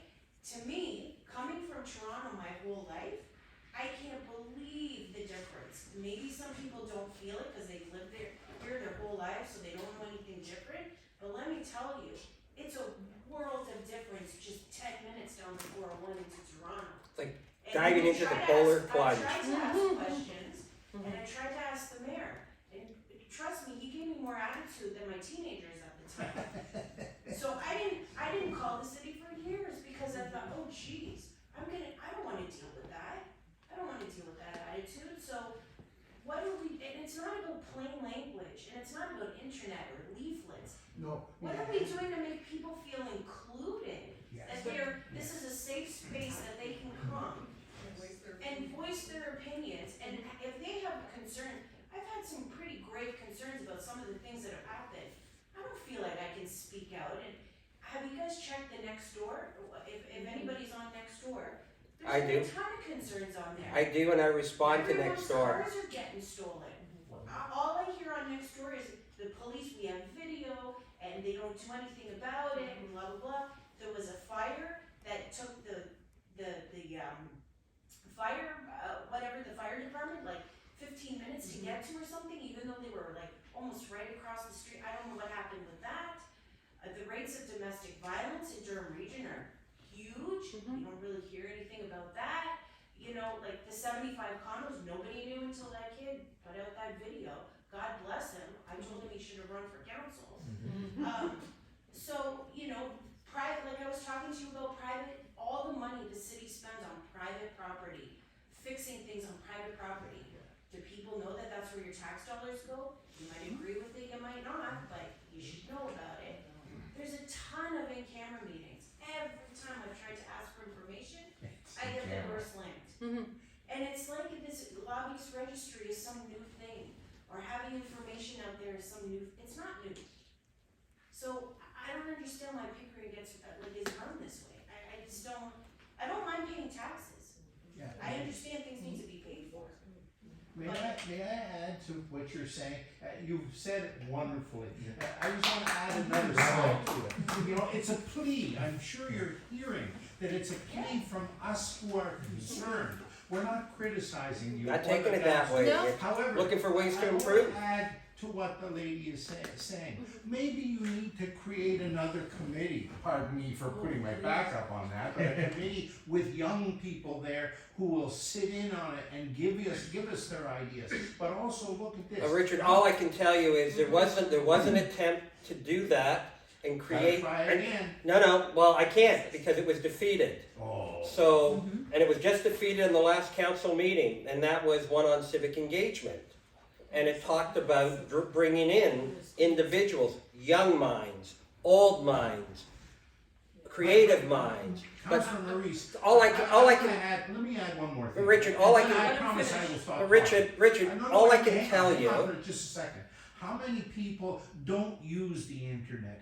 How many people are my age and they don't have a clue of using the internet, don't go there? Then add the immigrants. There's an immigrant population here that's huge, okay? They don't go on the internet and they don't read English, but they would like to know a little bit about A lot our of city too. a lot of new Canadians and immigrants do read English, speak English, but I know what you mean. We need to find a way to reach everybody, and I think that's what you mean. Pasquale? Yeah, okay, so I've had experience trying to find information out from the city of Pickering. You don't have technological means to do so, you can go to the clerk. And the clerk will be more than able to tell you or answer any of your questions, any of them. Yeah, Any that's detail. true. Yeah. And you can print off what you can't print off, bring home.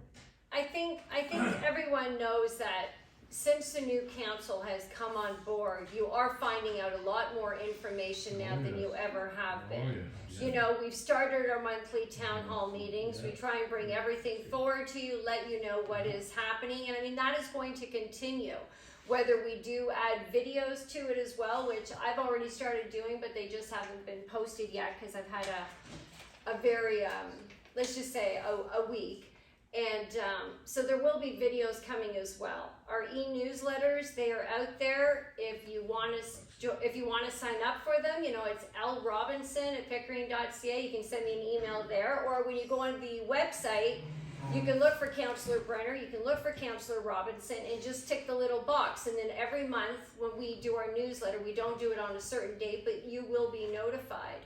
Within my newsletters, I'm also giving you information on what's happening at the provincial and the federal levels as well for new legislation coming in. You would have seen my newsletter today. So I'm going to start giving you lots of information that's happening not only here at the city level, but the provincial and the federal level as well. We have our open house, we have our town halls that we're doing. And like things And we also stagger, by the way. So one e-newsletter went out this week on Monday. Lisa's goes out probably Mine went next out week. today, actually. Yep, and they're all staggered, so they're not out at the same time, and they try not to overlap in terms of, so the information is what's current at that point in time, and the next one picks it up. Then anything that's missed in that one, then I'll pick up, and it just keeps that information And flowing. the town halls are going to different locations, which gives access to more people. I know that. That's why we're in a community Councillor, setting I'm today. not criticizing you. I am pleading probably. Yeah. I just want to make a comment about the issue of civic engagement. I can't speak for other people, but I'm very vocal in communicating, and I told so many people about the town hall. I can count on less than one hand of the people that I told who actually came out here tonight, and it's disappointing to see.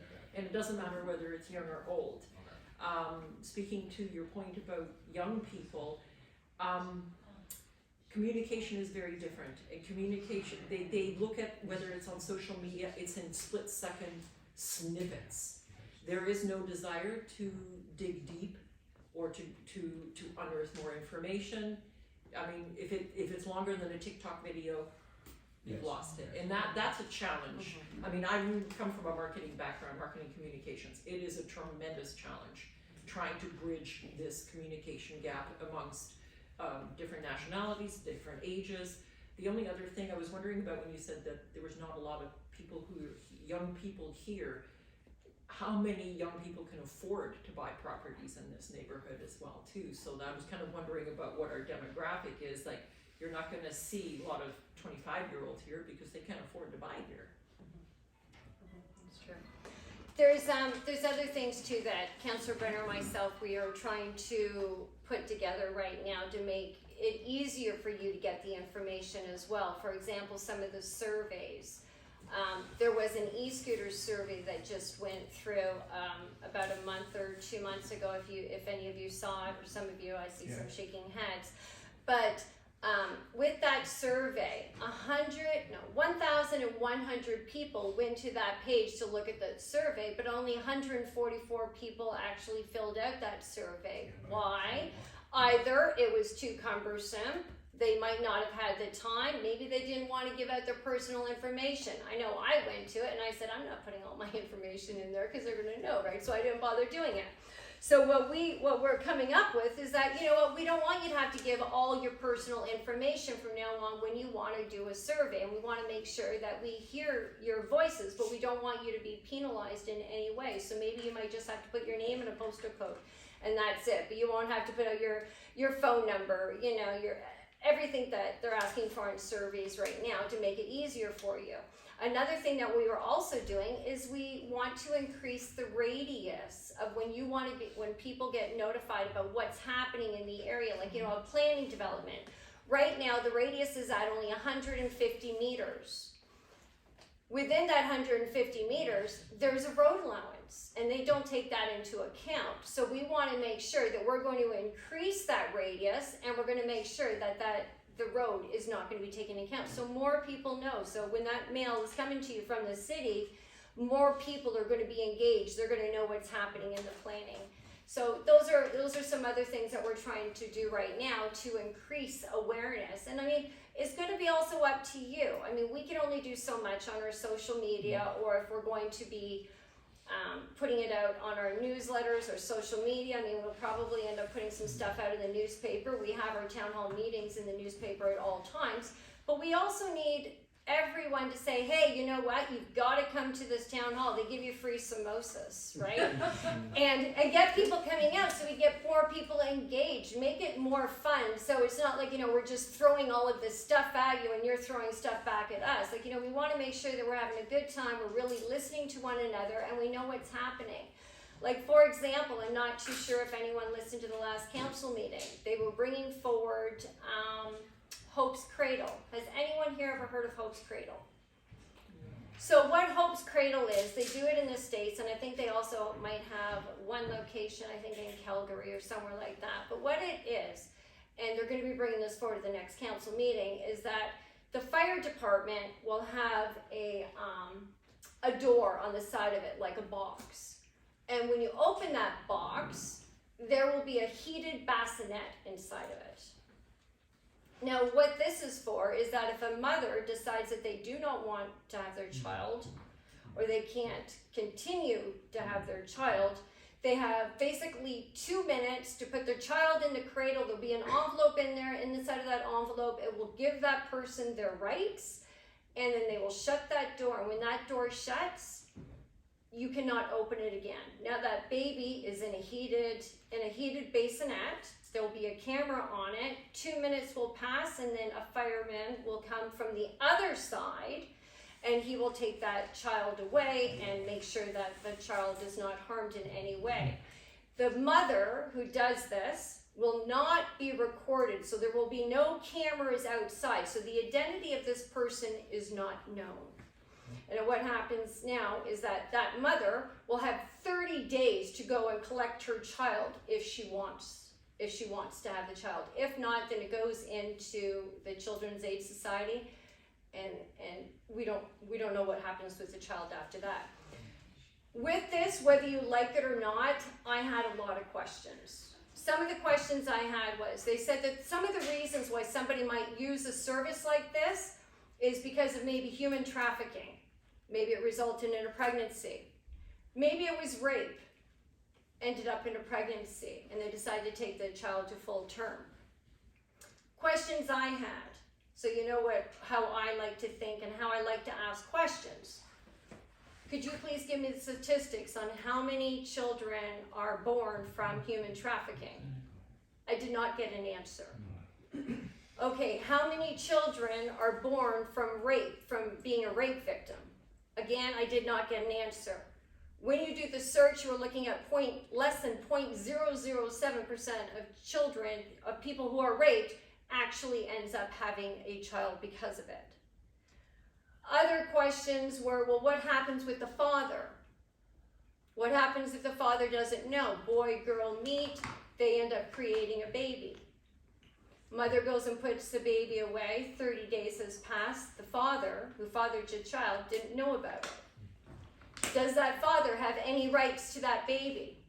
After 30 days, no. No rights. A grandparent, no rights. Anything after 30 days, that child is gone, and that father may never, even though that woman might come and tell him, 5 years down the road, by the way, I had a baby, but I gave it up, that father will never, ever know who that child is, and that child will never, ever know who their parents are. Other problems I see with this, there is no birth certificate. What's happening right now when there's no birth certificates? A lot of children are going missing, because it's easy for a child to go missing because there is no birth certificate. Body parts are being sold from live humans, and this is happening. It is an ugly world out there. Is there Now- an epidemic of babies being That was like, can correct. we focus on So- what actually, I mean, I guess maybe I'm speaking for a few other people in here, I don't know, but honestly, this kind of stuff, body parts and whatever, we're heading into conspiracy theory things that I think Okay. most people are very uncomfortable with. Okay, It's so not with dropping- right. Let me Okay, just intervene for a let me minute. finish for a second. isn't happening. Right. And So the this fact is that you're happening. saying Isn't true. With the birth certificate and the being sold, it just isn't true. This is true. Okay. A baby can be dropped Okay. off without having a Okay. birth certificate, and nobody. We've already had this conversation. But is this an issue in Pickering? Yes, it is, because I'm letting you So know. babies are being dropped off en masse? No, it's no. Sorry, no, sorry. This is not an issue in Pickering. I had asked when was the last time this had happened. They said, well, this happened in India a month ago. I said, has it been happening in Durham? The answer is no, there isn't. And when I did do a search, so the last time. on actual community things, right? Right, so this is what's coming to council at the next meeting. So this is a community thing. I'm trying to let you know what is coming to council, and this is what is coming to council. You might not like it, but this is what's coming to council, so we're just letting you know. Her name was Okay, maybe let me Lisa Jeffries. okay, let me or something? try and clarify. And Yeah. this is going to be one of those items that Lisa and me are going to agree to disagree. Okay, we're not going to debate it here. I'm trying to listen. You don't even live here. Okay, if I can maybe. You've been talking through the whole thing. I can't hear a thing. I've been trying to listen. Okay, So- let me just put some clarity. Yeah. Very simply, okay? It was a presentation from an organization that is looking to introduce these programs. It's not even a program, Hope's Chest, Hope's Cradle. Cradle, in different parts of Canada. It's Yeah. been implemented in different parts of the United States. Yeah. It came before council It's with a American. request, and that request at the executive committee, the presentation was adopted by council. It was adopted by direction to staff, and then it comes back for ratification. Very simple. It's there to deal with where kids could be at risk, new infants because of postpartum psychoses. I'm not going to try and speak for women because I can't. But what I can definitely say are that there are cases where there's postpartum psychoses used to be called baby blues at birth, but they are very serious. And there are, whether it's one child or whatever, there are children that are abandoned, infants that are left somewhere to die because of various reasons. It is not a Pickering problem, you are correct, but it is a problem of conscience in terms of saving the life of one infant, if that's what it takes. And it is no different than when we do our homeless programs for, which we don't have to do because we're not mandated to do it, to address homelessness, where we provide shelter at the recreation complex. So all I'm saying is it's the good thing about politics, we can agree to disagree and move on.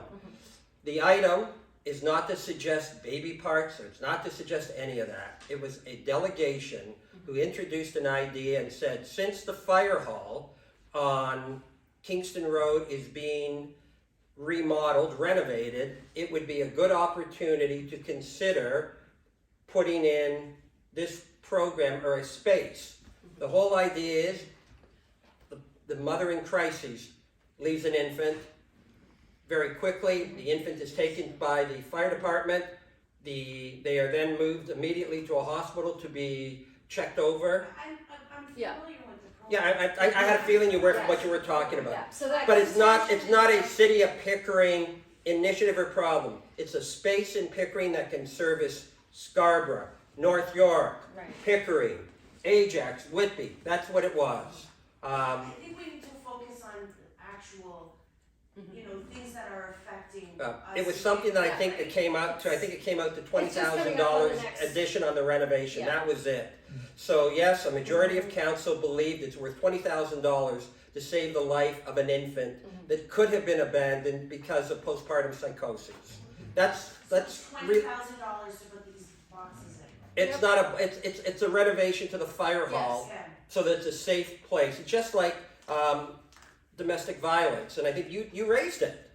You remember you talked about domestic violence a little bit earlier, Yeah. and it's just like, in a sense, acknowledging domestic violence exists and supporting shelters, and there are tax dollars that support these shelters. That's all this was. But I'm not saying it's not something that is not important or is important.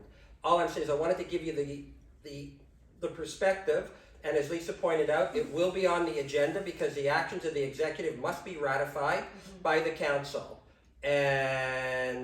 But yeah, so that's really what it is. But are you correct in terms of, is it a City of Pickering program?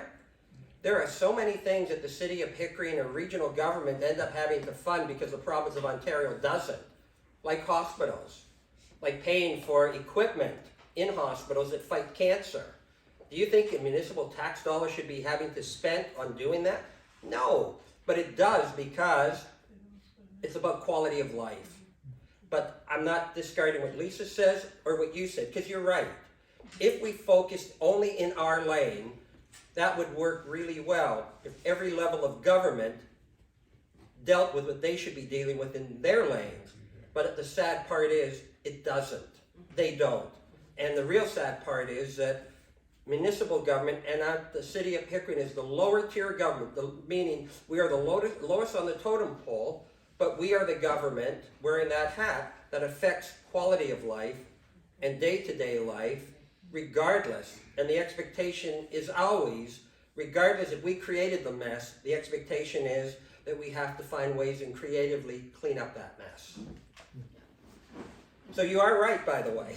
I just think we need to be careful about sort of jumping on a bandwagon of there's a lot of scary things. Oh, I'm not trying to scare anybody at all, but to say. And we need to be very careful about sort of, things that are set up to be scary, that this is a big, huge issue. And in fact, there are mechanisms for women to, or people that are pregnant to give up a child anonymously and otherwise. That's always been the case. This is like a United States sort of issue.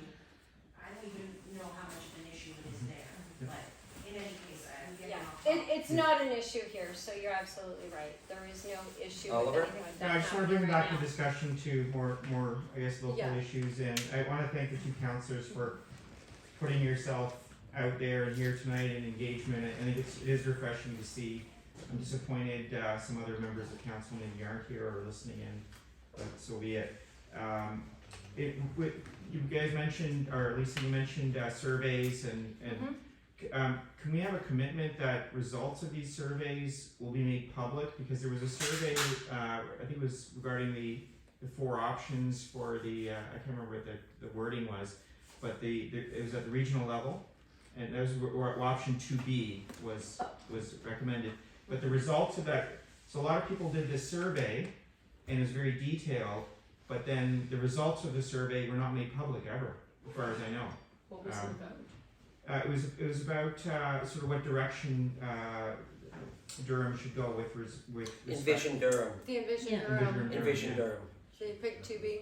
And that was the one where the city of Pickering, and it talked about projections, and the original recommendation was option 3 or option 4. Right, And then it went to the region, Yeah. and then somebody changed it to, it was amended to the build option, which was 2A. I think that's what you're referring to. Yeah, so maybe I can paraphrase this. It was a survey as to how would you like to see, what is your vision for development? Do you want to see a lot of development, a little development, in between? Here's 4 options. Which one do you think it is? People opted into the survey. I did. I think Karen, you did. And there was a result. The people who did the people spoke. There was a result of the 4 options, but they didn't choose one of the 4 options. They created maybe Maurice can elaborate on this, but they created an extra option. A fifth option. So what it is Why bother going so through all so that? what happens? And the results were not So known. what happened was, and this goes back to Durham region. So what happened was that the Envision Durham feedback came back, and the regional staff recommended option 4, which was consistent with the majority of the feedback right across the region. The regional staff report was option 4. At a planning development meeting, which took place in, I believe it was May of 2022, was prior to the municipal election, the regional planning committee, because it goes to the regional planning committee then rejected the planning staff and experts who recommended option 4, which did in fact talk about where development land should be and shouldn't be. It was amended to a new hybrid option, 2A, that came right off the floor, and that passed planning and development. That then went off to Durham region. It carried on a vote at Durham region, 15-12. And then when it just came back, but it hasn't come back yet, that is coming back in May or June. So what Oliver is saying is that the downside is that you have surveys and you have input, and then the elected officials that are entrusted to make the decisions then deviate from that, and then that's how you've got where we are with Envision Durham. Right, and I'd furthermore add that you want to see what the result is. If you do the simplest survey online, you can often see the results right away. Now You on can the see where regional you one, fit in. Oliver, they actually showed the results. Okay, So that was maybe supported. I didn't look into it. No, enough, that's but I- okay, because the regional one at time, that's even more distance than Pickering. Yeah. But the regional one, in fact, had all the survey results, and that's how it justified the staff recommendation to option 4. And that talked about densities, it talked about land use planning, it talked about what that balance should be.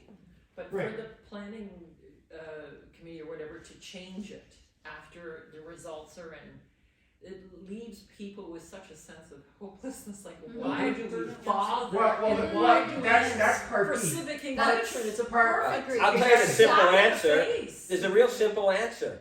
Yeah. If you stop bothering, then how do we get to make that change? For example, original council was not prepared to deal with a lobbyist registry. They were not. And they tabled it so that they could not.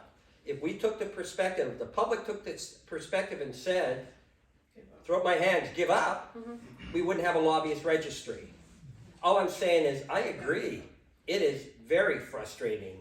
If you think it's frustrating for the public, you gotta see how frustrating it is for the councillors that try and deliver change if you hit an obstacle, because then you're obliged to follow the direction of the council based on code of conduct. So you have to respect it, which means you have to be creative in terms of not being critical of a decision of a council once that decision is made. But we don't give up. But we don't give up. So what we do is we find creative ways, just like the community can't give up. Because if you give up, then where are we? That's why. The genesis of all this is to put out something of that magnitude on a survey is foolish. Okay. In truthfulness, something of that magnitude should be put at the municipal vote. Okay, and then the people are obligated. So what you just walked through, and thank you for telling us the truth, because like I said, we had no clue, is that, okay, they are operating truthfully outside of their authority, and then they are actually going and doing whatever they want. That's right. It's not what they ran on. That's right. No one ever said, hey, you know what, I'm gonna plow 75 towers down That's here. right. Nobody ever did, yet people vote for it, people allow it. That's right. Right? So it should never, ever, ever be on a survey sort of thing. I think when Oliver's referring to a We need survey, referendums. the official plan process requires public outreach. So when the public are. Why bother? No, I understand what you're saying, why bother? All I'm saying is, that's why they have to do it. Yeah. However, are you correct? Yeah, what followed May 22nd was June of 2022, a municipal election in October of 2022. The same item goes back on a different vote, and I think it was then defeated 17 to 12. And that's after an election. Right. So it was reversed? No, it didn't get reversed. No. It did not, because Mayor Collier had the motion in terms of that looked at the impacts. Where it can be reversed is the regional bylaw says that you can't rescind anything for 1 year from the point in which it was passed. So that year is up in May. The official plan for Durham Region, which is up for review, the public are now starting again having their input to see whether or not there's 3 members of that vote that can shift from here to the other side. And why are they looking at that? Because they look at each municipality to see how they voted, who voted.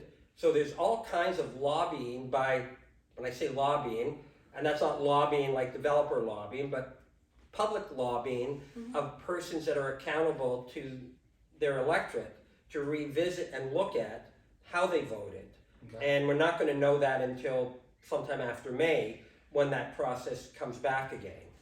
But like I said, it's too easy. If we just throw up our hands, nothing gets done. And it may take a lot longer, but when Lisa was talking, if we look at how many notices of motion have come before Pickering Council in January and February, it's unheard of. There has been close to 15 notices of motion, 10 in 1 month. Unprecedented. Yeah, the And majority not of, like- some of them got defeated. We can Not agree to like- disagree on voting pattern, but that's what it is. Others, one got deferred, it comes back, we'll have a vote, and we'll see what happens. I'm optimistic it'll go the way I hope it intended, but we're not gonna know until, as Councilor Robinson said, she asks questions, she'll make up her own mind. The public that are here, you've got your thoughts on should there be an airport, shouldn't be an airport, get a chance to appear at council again and make that determination to influence that vote. But if we just ignored just because it didn't go well in the previous term, we go nowhere. You're sealing your own fate. You're sealing your own fate. We're doing the right thing, being here, asking these questions. We're recording everything. It's going to be online so other people can see it. We need change from what was like the last 20 years. 20 years they've been stifled. Now it's a breath of fresh air what we're doing here today. I mean, the best way to put it is change is baby steps if it's going to That's be right. proper. If you do a quantum, it's not going to be sustainable. That's Because the same as you made the change to correct something, somebody's gonna come behind you and and do the same to undo. So it's gotta be, whatever change happens, it's gotta be sustainable, which means you can't throw your hands up in the air because nothing will happen if you do. Yep. Stephanie? Keep talking to all your neighbors. Yeah. Keep talking to people. What are we doing to change the planning and development committee and their pre-discussions? Because this is what came out of your town hall one. And I was the first person that asked the question to the planning and development guy that was there. What discussions are they having with the developers when they purchase the property and say, yeah, it's recommended you could put a 75-tower condo here, yeah, no problem, but not discussing with council, not reviewing with Durham Region for the infrastructure, looking at putting in houses that don't go to the character of the community. What's going to be done or what can be done as that first onset from council so that when planning and development is having these conversations, they're not going and throwing Pickering that they don't live in under the bus. They're meeting to the character, the criteria, the statistics of what we have. That's where our biggest problem is they're just like, yeah, no problem, go ahead, you guys can apply for this. How does that stop? Not a simple answer, Stephanie. I wish there was a simple I answer. know you can't No, technically the only thing I answer, can but say is it's that a situation the only way to be able to have some impact on it is by utilizing every tool available. So for example, when we did that first meeting in the end of last term on Rougemount, that was important because that sent a very powerful message. So what it does mean is that there is a lot of it also rests with the councillors in each ward where development may be looked at. So that when we become aware, and I say we collective, whether it's Ward 1, 2, or 3, then we have the option of saying, hey, let's have a community meeting. So it's not a formal statutory meeting, but let's get in front of this and get people on board. I see that as something that we can do and something that we should do and should continue to do. Part of that is not just through these town halls, but it's knowing. So the minute we see an application is heading our way in pre-consultation, then we don't wait for a statutory meeting. We wait for the statutory meeting, it's too late in the end. Got to get you out at the beginning. We are watching very closely. As soon as that revised application, whatever it is, comes in on Rougemount, we're not going to wait for a statutory meeting. No. We're going to hold a meeting. We're going to make sure our staff are there. We're going to make sure that we record the information so that before that recommendation report comes, because once it comes, you're right, it's too hard to change. Once it's in writing, it's hard to reverse. So the key is getting it in front of it before that. Well, because as soon as it's in writing, It's over. the ombudsman and It's over. everything It's else, over. Oliver and I both went through. You know what happens. Those reports are used, once it's in writing with a recommendation, those reports are going to be used against whatever decision the council makes. It won't matter. So you've got to get in front of it. So I don't have a simple answer in terms of planning and development staff, but I can definitely tell you is we can continue to be in front of it and even more so by bringing people to the table, and that means the community to the table as this information is happening in real time, not in statutory time at the end when a report is written. It's too late. Yeah, so I mean, you'll be getting it on our newsletters and at the first town hall meeting. I mean, we're gonna let you know as soon as we know. And you're going to get it in old-fashioned mailing, just like the Yeah. last time. Yeah. Remember, it went door to door by good old snail mail, but it did go, so it was electronic, and a letter went to each and every house in a geographic area. And that's, sometimes we just have to use both methods to make sure. And everyone, it is just after 10 o'clock already, and we still haven't even finished about everything else that's coming up at the next council meeting and what is also passed. The backyard, the urban farming with backyard chickens, that also passed for now to bring it to the next stage where staff is going to come back with some information on how we could possibly do a pilot project, what kind of implications there might be. When will you be doing your next town hall? It's exactly set and where? It will be around June 16th. Do That's, we we're have that talking, in no, the library? this is March. Oh, but sorry, it would March, be April. So it would be, I think this is the second week, Do we know when it is? Doug? 13th? and tentatively, it would probably, the next one should normally be either back at George Ash, or it could be, depending on if we find the location, in a community in the south, it could deflect over to East Shore, but right now, We're I trying can't to tell keep you them where in Ward 1, because but we will find out. I can't tell you where because we're looking for community space. If you don't find community space, I it will think probably so. be back at George Ash again. That's where you're at. That's where you're at. 20th? Okay, everyone, it's April the It is 20th. And Doug, where is it at the library? Tentatively, it's George Ash, am I George correct? Ash? George Ash? So I think we're gonna be at the George Ash on the 20th at 7 o'clock. And that should not be during a holiday week. Yes, yeah. That's the one that used to be Petticoat Creek, right? Yeah. To confirm? Thank you. Okay, we killing it now? What is it then? Are we finished? Yeah. It's a wrap. It's a wrap. That's I a mean, wrap.